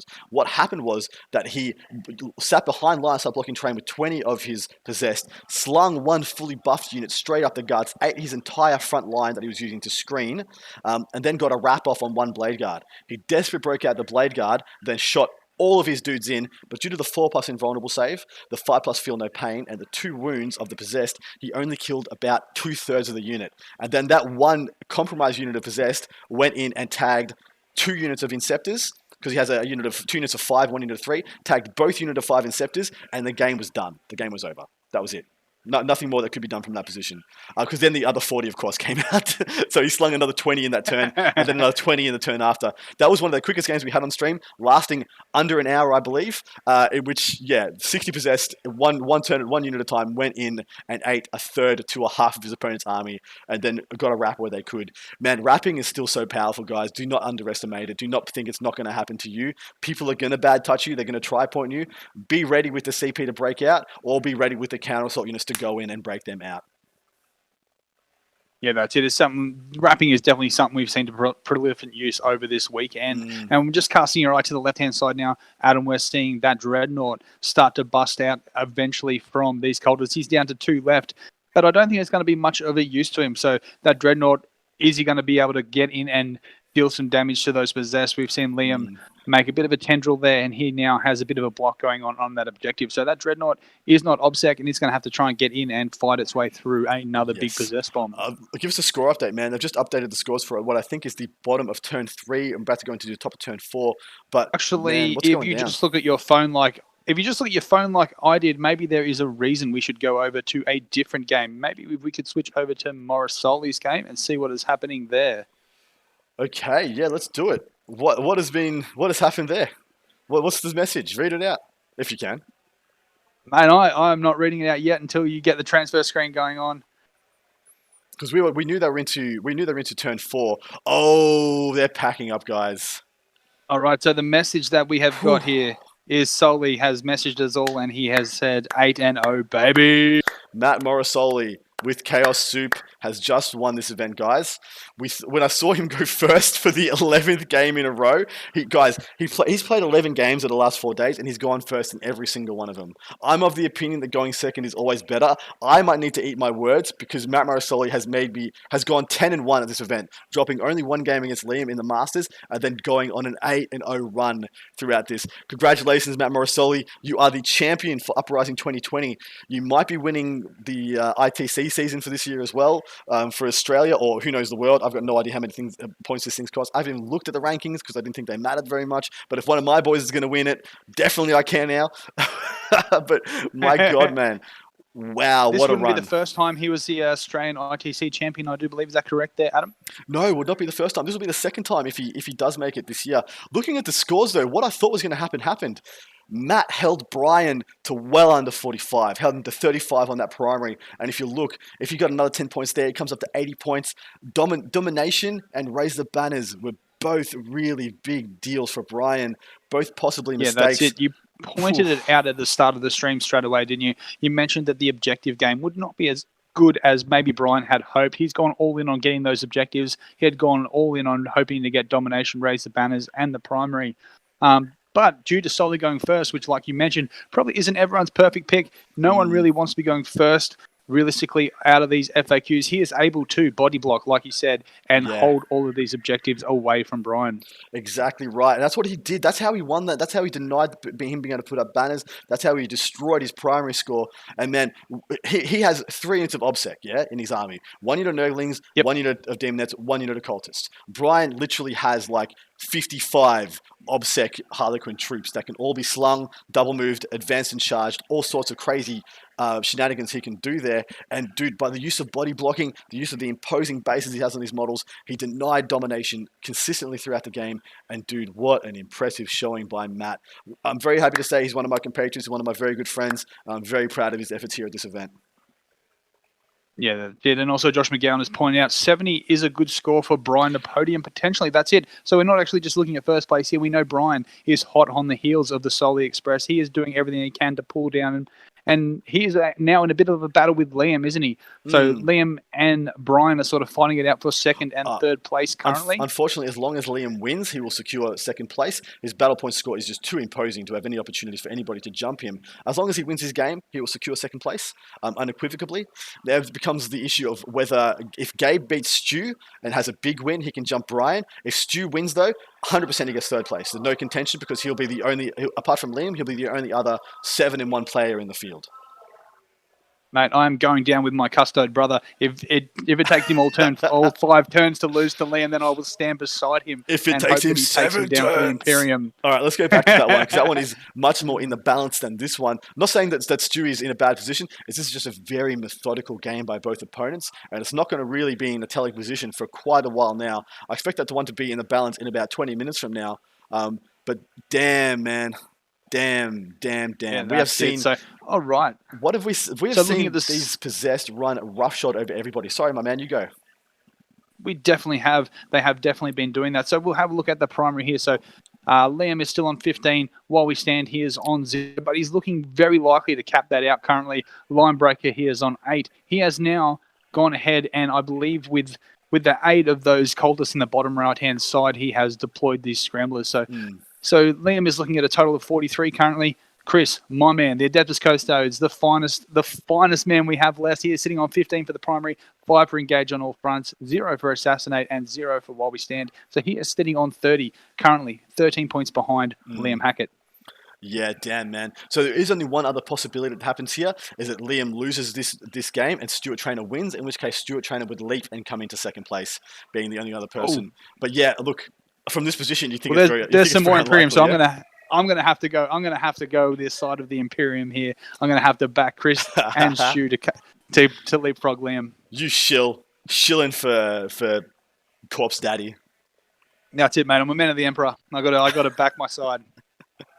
All right. Looks like we've got the Telemon shooting into the left unit of Possessed. He's about to go for the charge. Looks like he's going to make it. That Telemon is going to mess up that unit. Looks like it's pretty compromised.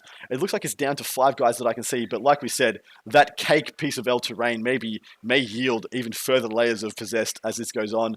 And who knows how many more there is in there. Looks like Trajan Valoris has also joined the party. Unit of Sagittarius sitting in the top middle objective also. We still haven't seen the Terminators.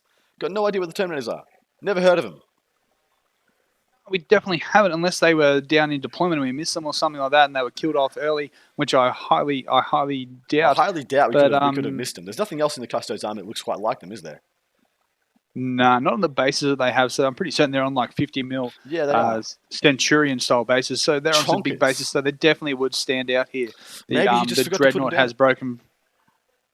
It could happen. We've seen stranger thing happens. It could be the play. So we're actually seeing a bit of a Dreadnought sandwich happening on the left-hand side. So the Telemon's dragged in, and he is calling over his brother from the left-hand side to come and give him a bit of help trying to get rid of these possessed. He's showing him how it's done. Onto that.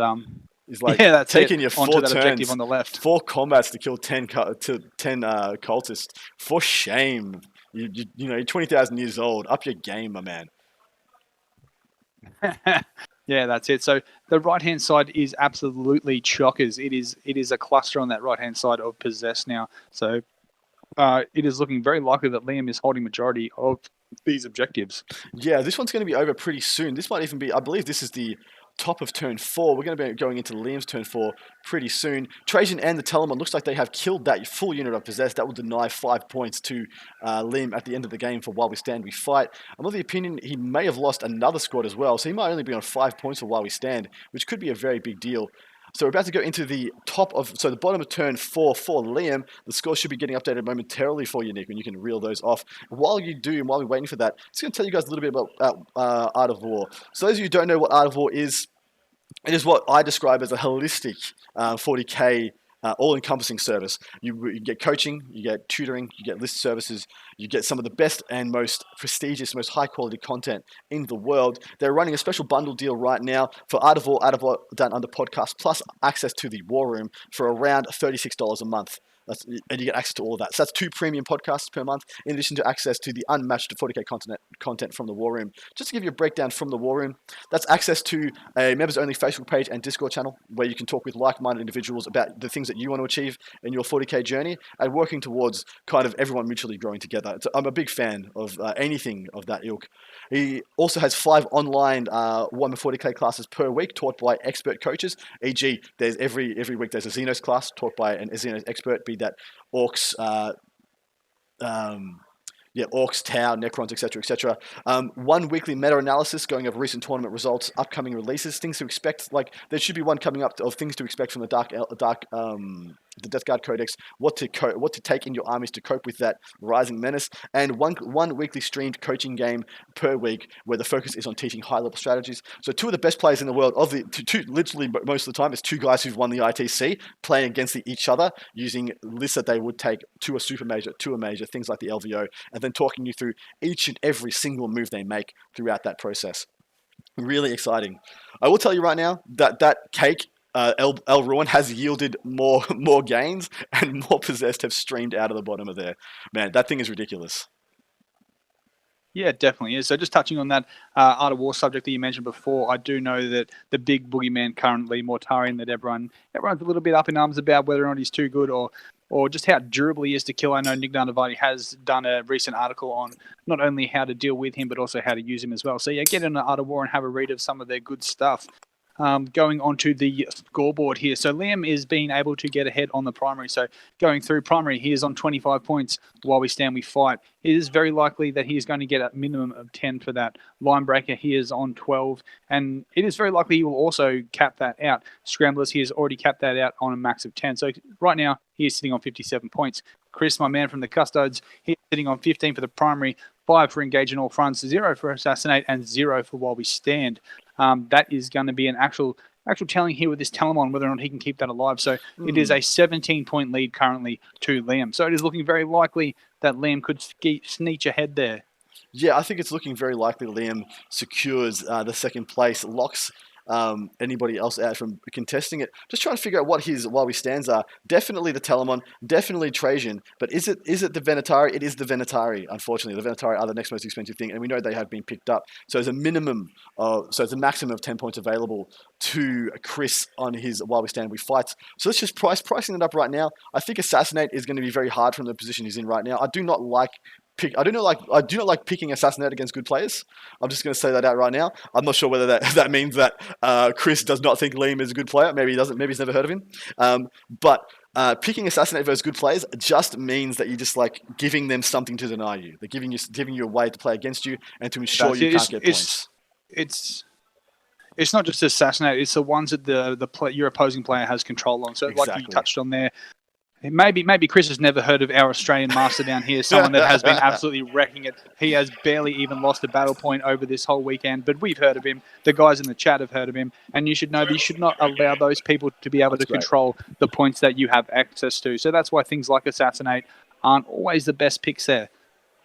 I just had Matt Morosoli pop his head in. I just gave him a fist bump and an Italian magnificent because that was such a well-planned day 2 for him. He played both games today to utter perfection, going to new levels with his list that I hadn't seen play at yet. He felt really bad. There's one thing that's really bad about an 8-player, 8-event game. On day 3, he's going into this thing 6-0. He's already won enough games to win any other major on the planet, essentially, apart from this one in the LVO. And then he has to play 2 other top-level guys.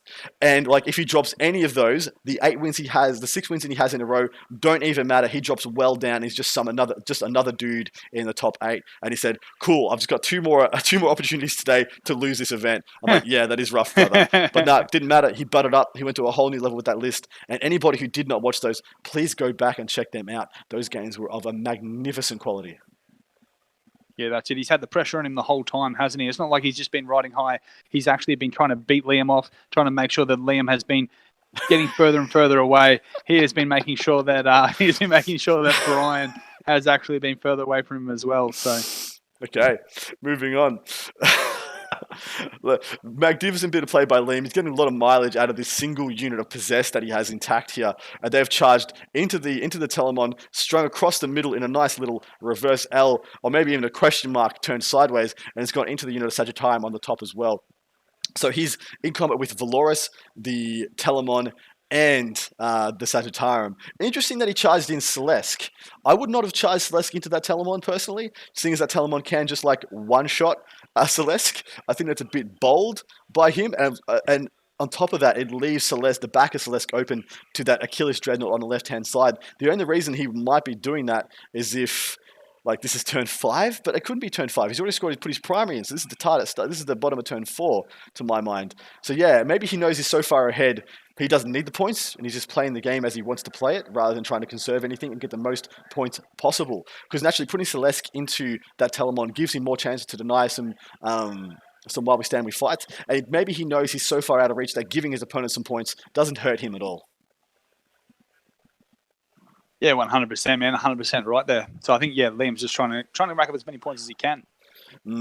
Someone's pointed out, George has pointed, of course it's George, those possessed look like Eric's nid list. Dude, where do you think he learned how to use this? Where do you think he learned the proficiencies of the tendrils and how to wield big meaty squads to great effect? He didn't learn it by himself. He learned it from losing to Eric on top tables consistently for like 2 years. All right, my man. We might have a quick transition back over to the Stuart Trainer game. Yeah, no worries. Give his family I'm definitely keen to see how Stu's going there. Yeah, me too. I'm just keen. I just hope that he has a magnificent showing, whether he wins or loses in his final game. Celesk is dead, by the way. Yeah, we just saw that get picked up as we were creeping across. All right, so we do have some scores getting updated here. So we'll start with Stu. So primary, he is sitting on 5 there. So that is pretty good. While we're still in fight, he's on 0. Deploy Scramblers, he is still on 0. And engage on all front, he is on 2. He is looking at getting currently a total of 17. Gabe Dello, he is sitting 20 for the primary. 0 for while we stand, 0 for deploy scramblers, 6 for engage on all fronts. He is sitting 36 points ahead. 36 points. He is 19 points ahead currently of Stu. So looking at those secondaries that he's picked there, while we stand, we fight, we know he's lost a couple, if not all of them. The deploy scramblers, we know how he likes to get them, don't we, Adam? We know the scourges like to drop down. We are not seeing them currently on the table, are we? No, I can't see the Scourges right now. Maybe he's of the opinion he hasn't needed them yet. Or maybe he's already scrambled his opponent's deployment zone for all we know. I think those Terminators picked up the last Reaper, guys. I can't see it. I think you're right there, Adam. It was up above the blue piece of terrain. And man, like, Stuart's got most of his army still, guys, yeah? I can see most, if not all, of Stuart's army still. Literally except for a Rhino. Yeah, that's it. So he's obviously lost that Rhino early. The majority of his stuff is still intact, isn't it? Yeah, and mind you, we saw exactly the same thing happen between Gabe and Luke. Gabe was getting bodied, absolutely bullied across the board by this Black Templars army, and then he got a 95-point score because he just made all the right moves on his secondaries. But that was a game where he managed to get 15 for While We Stand, We Fight. He's definitely not going to get a huge score at the end of this one because he's not going to get the 15 there. He's only going to get 10 for deploy scramblers at most, which I think is pretty likely he gets. But engage in all fronts. He's probably had his turn 3, or this is the top of turn 3. It doesn't look like he's going to get a massive one there either. So maybe he does get 15 there. He's going to get 10 for deploy scramblers, so he's going to get 20, a possible 25 for his secondaries, and then even if he gets 45 there, he ends on 70 as max. Interesting to see if Stu can. Yeah, it's not huge. I mean, it could be big enough to win though. Yeah. Yeah, definitely. That's what I was about to point out. It may not be as high as we've seen the guys like Liam and Soli and some of those guys being generating currently, but he is doing everything he needs to keep Stu to a smaller score. So you don't necessarily always have to get 100 points. What you need to do is make sure that you beat your opponent, especially at this stage of the game. He knows that the extra battle points may not help him leapfrog into places, but what is important is that he gets that next win. So going into turn 3, it's very likely that those Scourges are on the bottom left-hand side of the table in that brown ruin.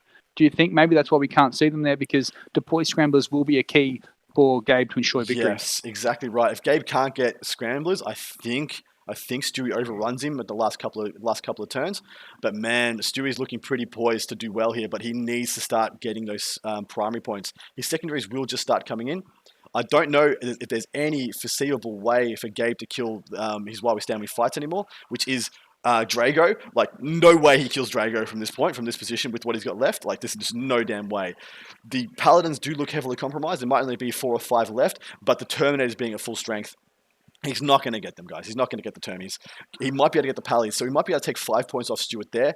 But Stewie's going to get deploy Scramblers if he hasn't already, and Engage North Front is just going to start racking up from here.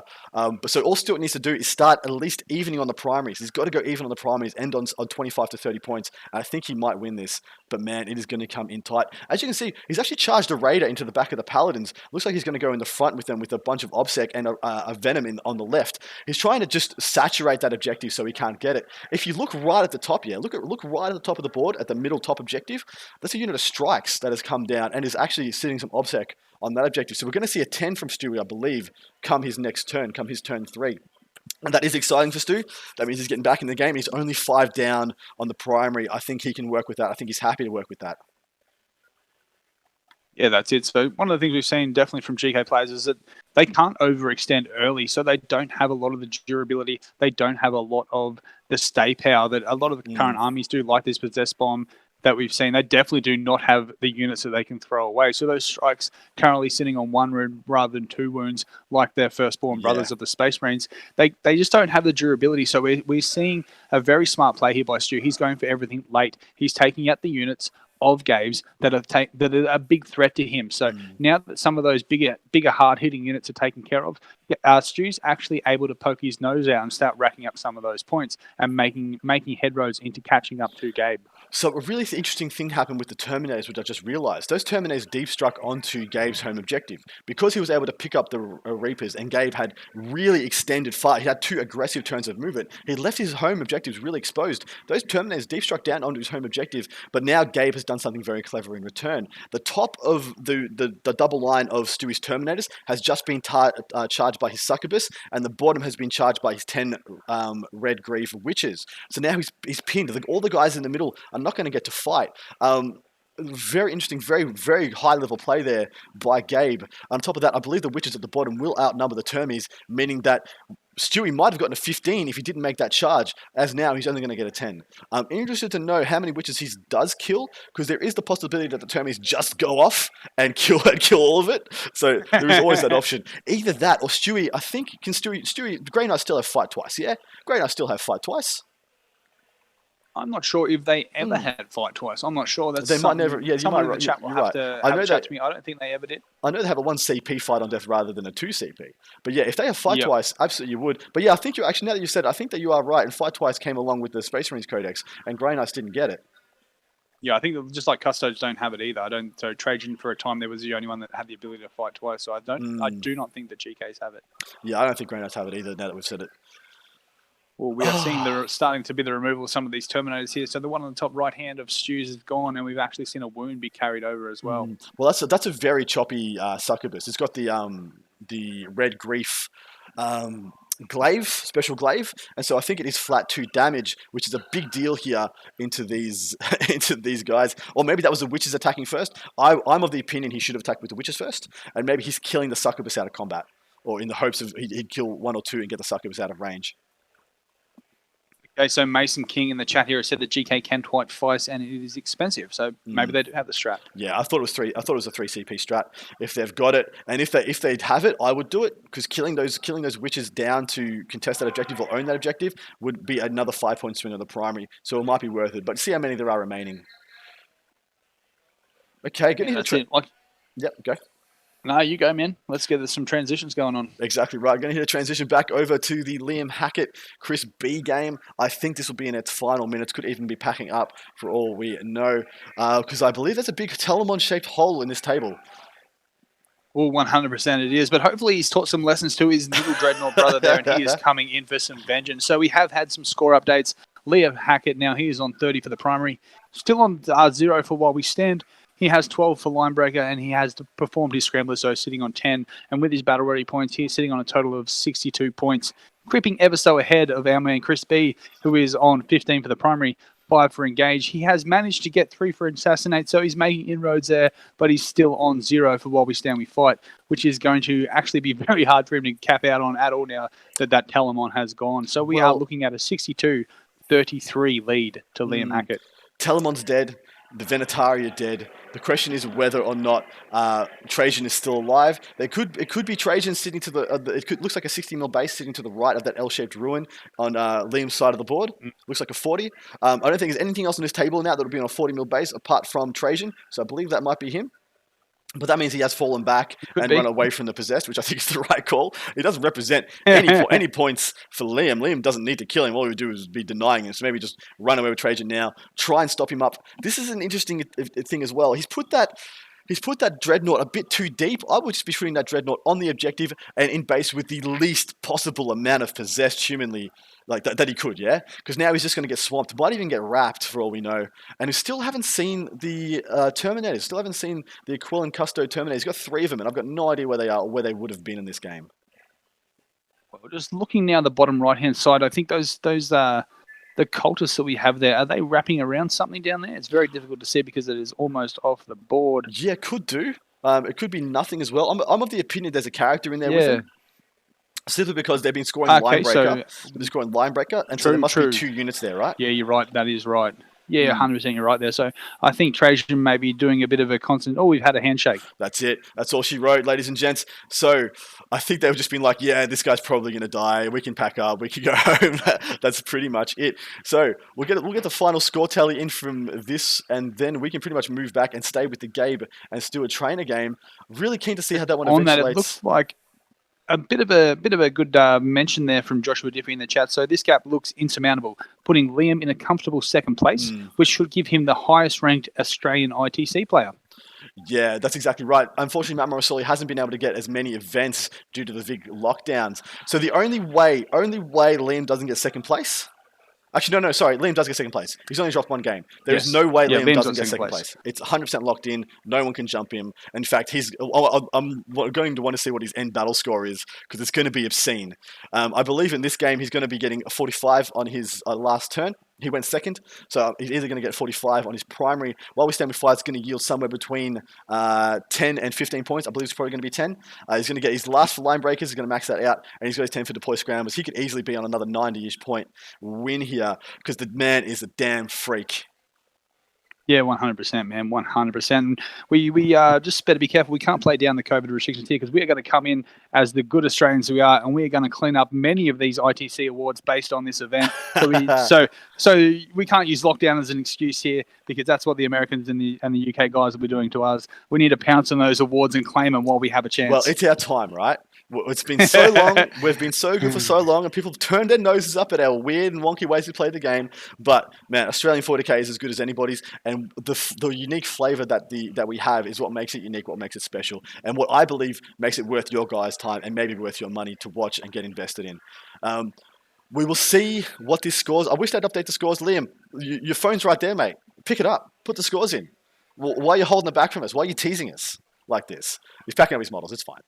Why are we going through those scores and we are waiting for Liam and Chris there? I'll run us through one of our sponsors, the Knights of Dice. So specialising in laser cut products, Knights of Dice focus on developing a premium range of products, ensuring that the majority of their kits have incredible levels of detail that are produced on the finest laser cutters available. In addition to amazing MDF terrain, they also have an amazing range of carrier cases with a range of different foam options for majority of armies and other gaming platforms out there. If you play this hobby, there is no better case or terrain that you can use. And to show you support, for them to show their support to us and all of you guys in the chat here, you can get a 15% discount when you go in and use the coupon code, all capitals, all one word, Art of War. Dude, check out the scores. Just look at them. All right, so let's rattle these off for the people at home. The primary, we have a capped out here at 45. While we stand, we fight 15. Linebreaker 15. Scramblers, we have 10. So Liam has maxed out on absolutely everything that he possibly could here again. He loves getting the VPs. He's so VP greedy, old Liam Hackett. He just steals them all for himself. Our man Chris B, he has come in at 15 on the primary, 5 and engaged, 6 on assassinate, so he was able to get a couple more characters than we thought. But unfortunately for him, he has taken 0 for while we stand, which sometimes can be a bit of a trick for the Custodes players that we've seen. And he has ended up on 36 points. So quite a commanding win there to Liam. Tech Priest _ US Watcher here. Your meta is spicy and I love it. Good man. That's exactly the term I want to hear for Australian 40k. Spicy. Dude, what a freak Liam Hackett is. I'd like to see George, a man in the chat. Lol, Liam dropped 49 points out of 800. That's an absurdity. That is, what is he made of? And why we let him come to events anymore? Like, let's just tell him to stay home. We'll just give him 500 points out of 800. He can stay home. But man, it's unfortunate that possessed army will probably not exist very soon. There's been some changes in the Death Guard book that would lead us to make some assumptions of what's going to happen there. So it would be interesting to see what occurs. It looks like he's killed the Terminator unit down to about 4 guys left. It looks like they're piling in right now, and they're going to be getting their swings in. 35 minutes left in the round. I'd really love to see these guys get a motor on and hope they're aware of how much time is left. Stuart needs 5 turns in this game to win.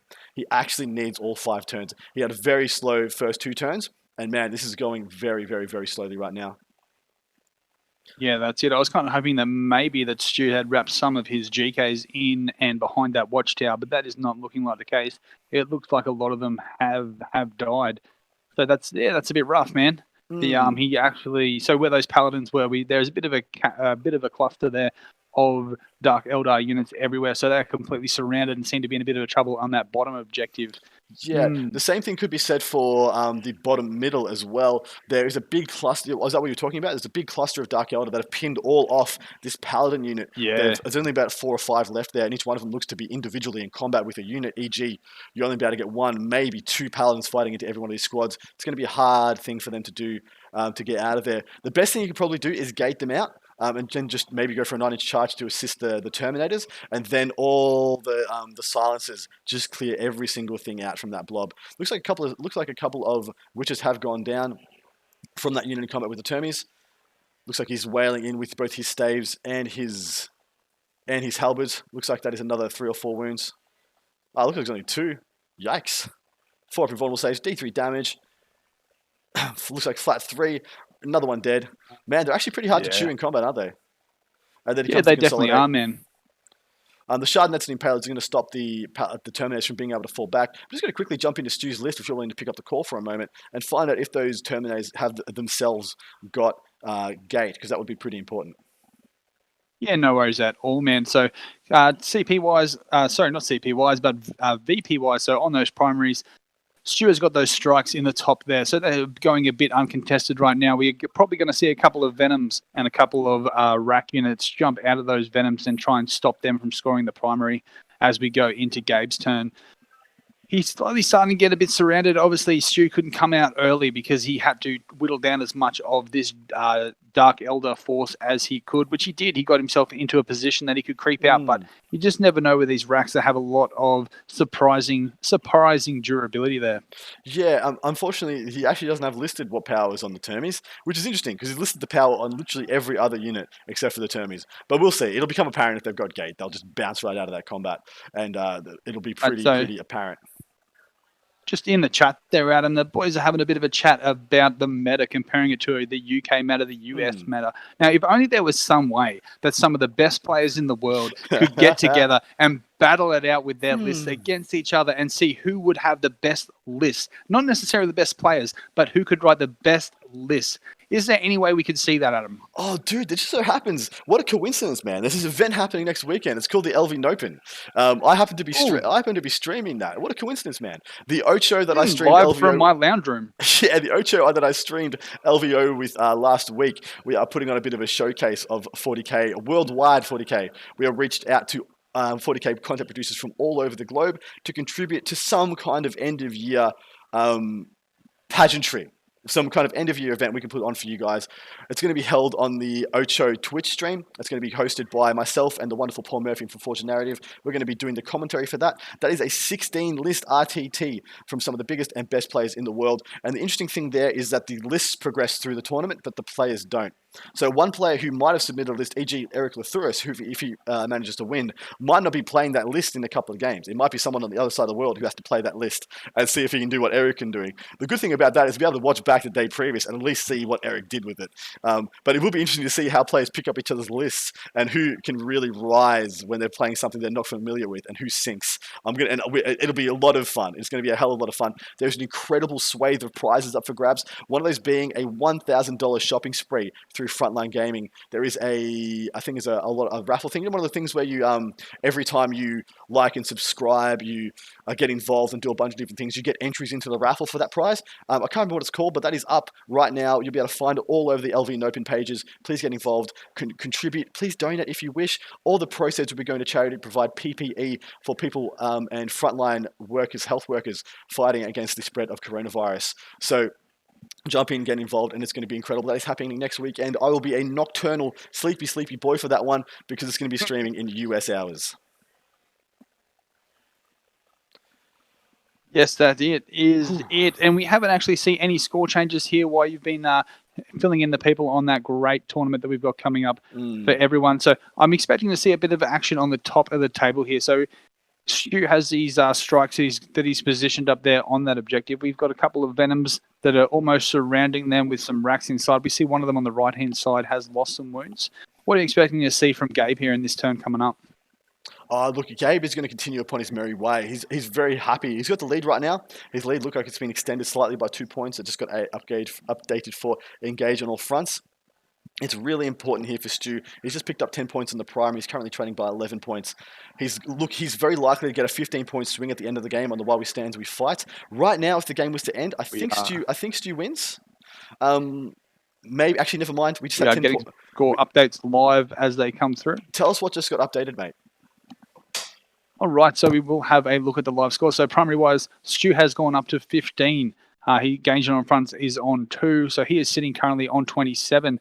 Gabe Dello from South Australia, he's on 20 for the primary. He has deployed his scramblers, so while we can't see them on the table there, I do believe down the bottom he will have some of those scourges bunkered in one of those ruins. More than likely the ones on the left-hand side, which is why we are seeing Stu make some reactionary moves there. And he is on 8 for engage on all fronts, coming in at 48 points. So we are seeing a 21-point gap now in the favour of Gabe. So there could be 25 points in secondaries that he will get at the end of the game, e.g. 10 points for scramblers if he completes it, and another 15 for While We Stand, We Fight should he get that done. That could skew this game. That could mean that Stuart actually wins here, which would be a massive, massive deal. Gabe is playing a really, really tight game. Like we said, Gabe bleeds out. He bleeds a lot of kills. I would have loved to have seen Stuart grind them down. I believe he'd be sitting on 6 points for that right now. And maybe instead of engage on all fronts means that he has been quite contained by Gabe, especially with his deep strike opportunities. He hasn't been able to get much in the way of that. He's only got 2 points on it into his turn 3, which means for a whole turn, he didn't get any engage. So maybe it would be better if he could grind me down. He could be on 6 points for that rather than 2. We haven't had the benefit of the People's Champ on every round. Majority of the rounds like we have with Gabe, we've only seen him on here once before. So this actually could be something to bring up. So we've seen Gabe every single game take While We Stand, take deploy scramblers, and take engage. And what he's done to full effect, he has maximized them as often as he can. So this could be something that we're seeing. Maybe Stuart, to be in the high level position that he is, coming in here 6-1, he may have also taken all 3 of these, and they may be something that he has stuck to his guns in every round and made sure that he's getting them. But due to the high level play of Gabe is sort of taking them away from him. So that could be something that we've seen from Stu also. Yeah. Now, what I expect to see here, I think what we might see is those. I think he's happy to stay in with the witches up in the top. He might want to stay there and just continue to wear those down. Who knows? He might even kill enough of them that he holds that and denies Gabe that primary score at the start of Gabe's next turn. What I might see if we might see him switch into gate out the paladins, switch into the smite tide, and pour in 3, 4, maybe even 5 smites depending on the rolls into that bottom cluster of Dark Eldar units, and then between that and the shooting, it's actually quite reliable. He wipes everything out that is there, maybe only the raider being left. And then on top of that, he has a couple of opportunities to charge into that raider. It's probably going to be a pretty big charge, unfortunately, but it would be pretty good for the state of the game should this game go one more turn. I think it's likely we get one more turn, but man, Stu needs to get on his bike. He's only in turn 3, guys. He really needs to get a motor on. Yeah, that's it. Just due to the way that Gabe's been playing his army, he does seem to really take up all 5 turns. and really make sure he's getting the most of it, because there's a lot of meticulous deployment there. So he is seen to be really, really chewing through the clock. We saw that in one of the previous games with Soli as well. Yeah, exactly right. I mean, Gabe went first, and he has an army with a lot of units, a lot of activations, a lot of shooting phases, and a lot of shots. So it's no surprise these guys are playing pretty tight to the clock. But I would love to see them at least get a turn 4 finish. I think that is quite likely with 26 minutes left. Isn't it how funny, man? Every single round we get one game that finishes super early, one game that finishes about half an hour after that, and then one game that goes for an extra hour past every single one. Yeah, 100%. So I guess that's some of the benefits of being able to showcase 3 games every day for these people. So why you bring that up? Why didn't I go through a bit of the Best Coast Pairings, our partner here that has sponsored this event, to bring some of this action to people? So Best Coast Pairings, Best Coast Pairings is the premier mobile application for running Swiss-style gaming tournaments. Simply put, the best tournament experience. And now, thanks to the Art of War, not just for the players or the tournament organisers, but also for the people in the chat, the people who are watching at home, for the lovely trainer family able to follow along with Stuart at home. Over 2020, they have seen some exciting changes to BCP with the merging of Best Coast Pairings and Diffie's and Adam's very own Down Under Pairings. Joshua Diffie has joined the dev team and has built out a number of cool new features, including the streaming assets we are looking at today, live scorecards, round timers, and even placings, all powered by BCP. If you are looking at running an event, BCP is a tool for you. BCP has sponsored this event, so you don't need to be a sub to view all the lists. So anyone at home, you want to have a look, you want to see what Liam's running, Matt Morrisoli's running, you want to see what Stu's running, you want to see what any of these guys in the top tables are doing, all you need to do is create an account, log in, look up Adelaide Uprising 40K, and you can have free access to all of these lists. Exactly right, my man. Thank you very much again to BCP. I'm very happy to support them and all their amazing new features. Oh, okay. Dude, we're almost done. Under 25 minutes left for the both of us. And then I can decide to take a vow of silence and not speak again for another week. And then I got the LV open and I got to run my mouth off again. Well, I've had a great weekend. I've been lucky enough. My wife's positioned me up. We've got a big TV in the bedroom, so I'm here chatting to you live from my bedroom. She's constantly been bringing me food and drinks. But today has been the roughest of the 3 days. She's had to go to work. Someone's got to provide for this family while I sit here and talk to you, Adam. So today I have my 2 little girls actually bringing me food and drinks. So the drinks are a bit short. They're not as frequent as what my wife was bringing them, but I cannot complain. Thank you very much to them. All 3 of them are doing a very good job. Lovely, lovely, lovely. I've just hit the transition over to the leaderboard just so we get a sense of where things are sitting right now and how pivotal this last game we are watching really is. Matt Morrisoli, undeniable at the top. I called him a dragon hoarding his treasure, sitting on 706 battle points. And then almost 50 points above him is Liam, the Mad Dog himself, Hackett, the man who knows no chill. And those 2 are undeniably our first and second place. Our third and fourth places are still to be defined, still to be known. Look at what we have there. Yep. Look at what we have there currently in third position. Yeah, Andrew Penn with his Death Skulls. What do you know about that list, man? I know absolutely nothing about it. That's why I'm interested about it. We haven't seen it at all, have we? It's Buggies. His name. They call him Damage down here because he's a loud, boisterous lad, and he's playing Buggies, guys. He's taken 3. He's taken 3 into 3 Buggies. Taken while we stand, we fight on them using 2 of each of the units and hiding the third one. Really clever bit of play there. That's been the kind of key to his success for a lot of this. He has dropped 2 games in his rounds. Who knows what rounds it was? Doesn't even matter. But Brian Lakeland has been leapt by him by 12 battle points. So unfortunately, Brian is very unlikely to be getting a podium now. Yeah, 100%. So while we're looking at this leaderboard, someone that's not on here but has been on the journey with us this whole time is our man, the Tyrannid player. His name escapes me right now. What was his name again, Adam?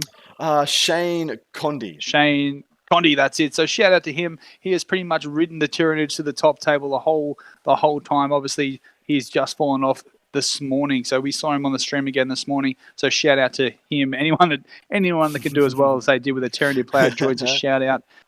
Oh, just a little sneak down there at number 7. So he was my early pick for for pipping everyone, Ben Warrior. He has come in currently at 7th there. Well, yeah, well done to Ben from the normal blokes. Look at his battle score, getting 649 points while dropping 3 games. Nothing short of miraculous. But look at his losses. His losses are huge scores: 69, 2 69s and a 70.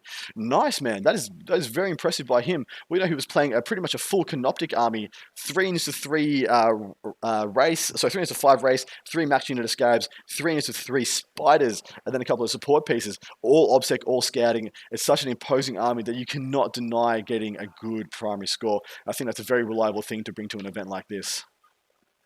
Yeah, that's it. So currently looking at it here, it looks like the guys that we are to keep an eye on is the People's Champ, Stuart Trainer, and Gabe Dello. They are the guys that can jump up. So looking at the two, we know they are currently involved in a bit of a low-scoring game, aren't they, both of them?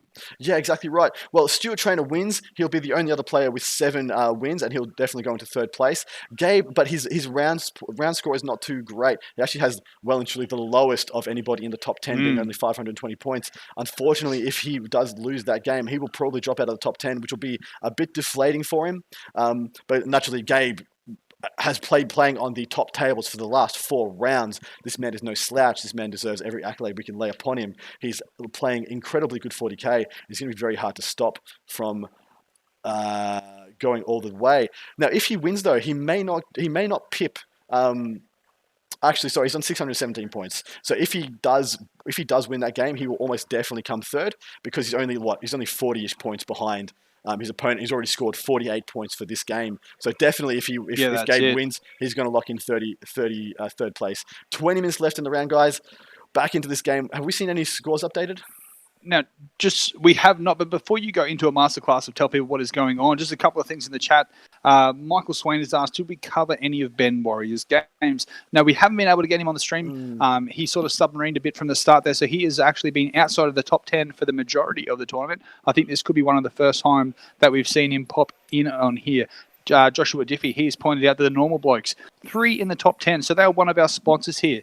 They are a podcast based in Queensland, in Brisbane here with myself. They'll be part of, obviously Liam is one of those boys, Denise, Luke, Ben himself, Brian as well. Those boys will be participating in the LVO, the Open next weekend as well. So you'll be able to catch all of their games as well with Adam next weekend. And yeah, hats off to those boys. Big shout out. They have dominated, and they have got a lot of their players snuck into the top 10 there. Yeah, just a quick call of the table as we're seeing it right now. I do believe what we're seeing is him switch into the Smite Tide. A lot of what was invested in those paladins in the bottom right-hand corner has been removed. There was a unit of Racks there. They're entirely gone. There was a Venom, which is entirely gone. And those paladins are now locked up with that Raider.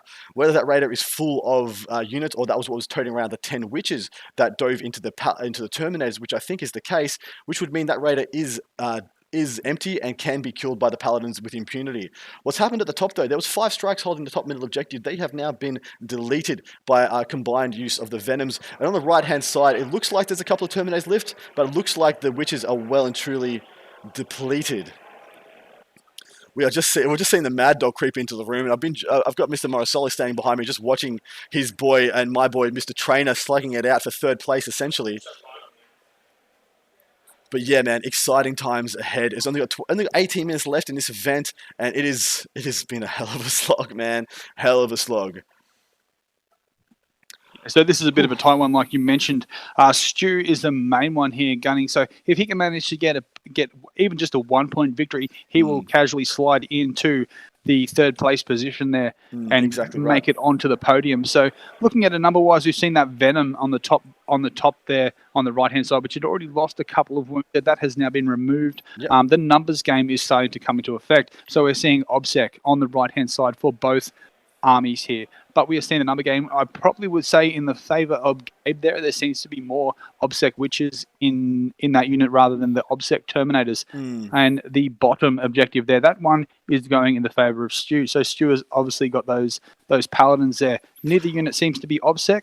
No, there seems to be one witch there. Am I correct there? I believe there is one witch there, which would mean one rack. Sorry. Yeah, there looks to be a couple of models there, here, there, and everywhere. Those paladins seem to have one rack in combat with them, which means the paladins will have to wipe that out in order to hold the objective. I think we just had a shake of hands. Ooh, we just shake of hands there. I think I've got a funny feeling that Gabe thinks he's going to get tabled. Right now, Gabe has 1 Venom, 1 Raider, a single Rack, and some Witches in combat with the Termies. I think with his While We Stand, with his Deploy Scramblers, I think Gabe knows there's no way for him to catch up from this position. We might have just had a handshake with 15 minutes left in the round. These guys might be saying, hey, good enough, close enough is good enough. They might just price up the primaries. They've played 8 games, guys. I will not besmirch them talking out a couple of turns of primary by all means. Gabe pretty much getting tabled. I think we were talking that he still had some sense of board dominance with the OBSEC, but the fact of the matter is he was getting chewed away. He was getting absolutely numbed on. But who knows? We thought the same thing was going to happen in the Luke Pierce game, so maybe Gabe has stolen this on the primary. We'll have to wait and see after they chuck the scores in. But yeah, Gabe looking very thin on the ground and Stuart looking very much intact. We will see 15 points added at a minimum. So 25 points added at a minimum to Stuart's score, with that being 15 for While We Stand and 10 for Deploy Scramblers. So at a minimum, he's going to be up to 40, 52. Currently 4 would be, no, yeah, 52. He would be 4 points up on Gabe right now, but Gabe will score some more turns of primary at the start of his turn, what I believe to be his turn 4. Man, very low scoring though across the board. Come on, boys. Yeah, it definitely is. And that could be something that's played into Gabe's mind for that early handshake, knowing, as you mentioned, looking at the leaderboard, he really needed a big win to be able to bump himself up there. And Stu just needed a win. Stu just needed that win to get on the podium. So it could be something that both boys know. They've been at the end of this. It's been a 4-day tournament. So for these boys, 3 days. I don't know if either of these boys were in the Masters. But it's been at a minimum 8 games for these boys. Yeah. So they might be ready to wrap it up. I might dare say Julie's been on the phone to Stu a few times trying to get a hold of him. Looks like Stu is chucking the scores in for us now. They should be coming up momentarily. But look, the only thing that matters for Stu is a win, is a W. That's the only score that matters for him. All right, so Stu's gone up to 40 on the primary. So currently we are sitting on 52, 53. Yep. So he's already up on the primary, up by 15 points. I think Gabe just actually conceded. I think that was a concede by Gabe. He realized he was not going to win. Our boy Stuart, the man trainer, 15 just went in. 15 just went in for While We Stand on Fight. Sorry, you do the scoreboard, boy, mate. I don't want to steal your thunder. No, you're right, man. It's exciting times. I know Stu's your boy, so feel free to get into it and enjoy when your boy wins, mate. Go for it. Stewie, coming of age, I predicted this. I thought this is his time. He has played more TTS. He is more prepared for this than many other players in this field. He has honed his list to such an extent, and he's become so proficient with it. We have seen a lad really step out of the shadows. He's been a mediocre player with great potential for a very long time. And man, he has just stepped up to a whole new level of gameplay. And my God, he looked imposing here. It was really hard because we thought Gabe has been down and out a couple of times in this. 2 of the 4 games we've seen on stream, we thought he's been down and out. And he's come back with a big sweep at the end to win. And man, but that primary score really gave it to Stu. So good. Please reel it down for us, mate, one by one. I'm just hyping up my boy. I'm so excited for Stu. He's going to be so damn happy. Congratulations to the trainer clan. Your boy is a champion here today. Mate, you think you're excited. Grandma apparently has just walked in the room and she has come in just in time to see Stu win. So shout out to Grandma. Well done. Let's go through the points here. So we'll go through Gabe first. Primary-wise, he's sitting on 30. He's one of his favourite points While We Stand finds. He's got 0 there. So Stu has really nailed him down there. Yeah. 10 for Deploy Scramblers and 12 for Engage on all fronts.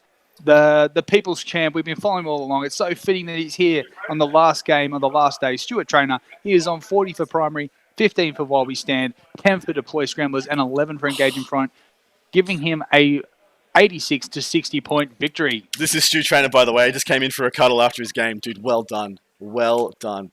So happy for you. Read the comments. Your family's in the chat, man.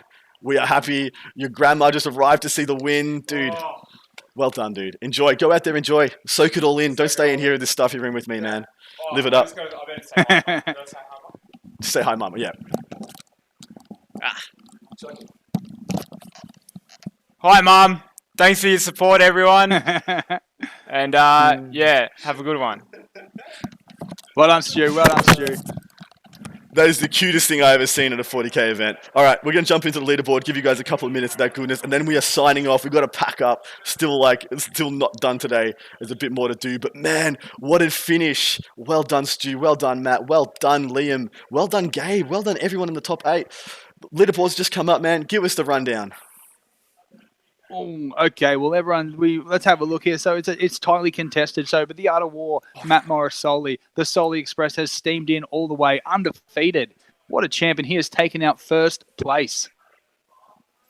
Keep it going, brother. Who we got Don't sitting stop. in? No worries. All right, so Liam, from the normal blokes himself, the man with no chill, as you mentioned, he has pretty much capped out majority of those points. He has come in second.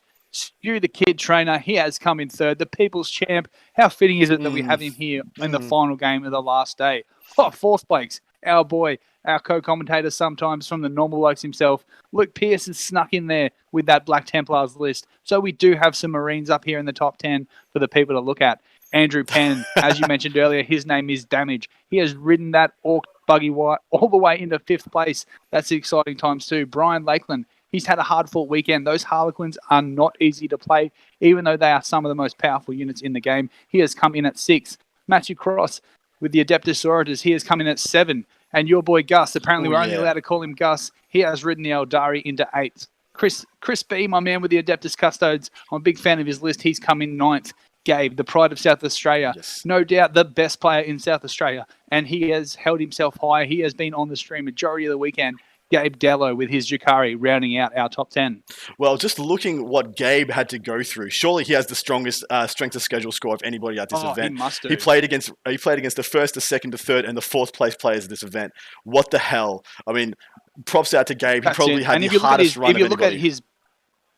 If you look at his battle points alone, just on this top 10, he actually sneaks all the way up into third there on battle points. Yeah, he crushed. He played so well. Look at his loss, an 81-point loss there. And then we know he got into 62 for his other loss versus Stewart. But my God, guys, well done. Looking at the factions, 2 Chaos takes first and second, ensuring that Australia remains a spicy meatball for people to look at our meta.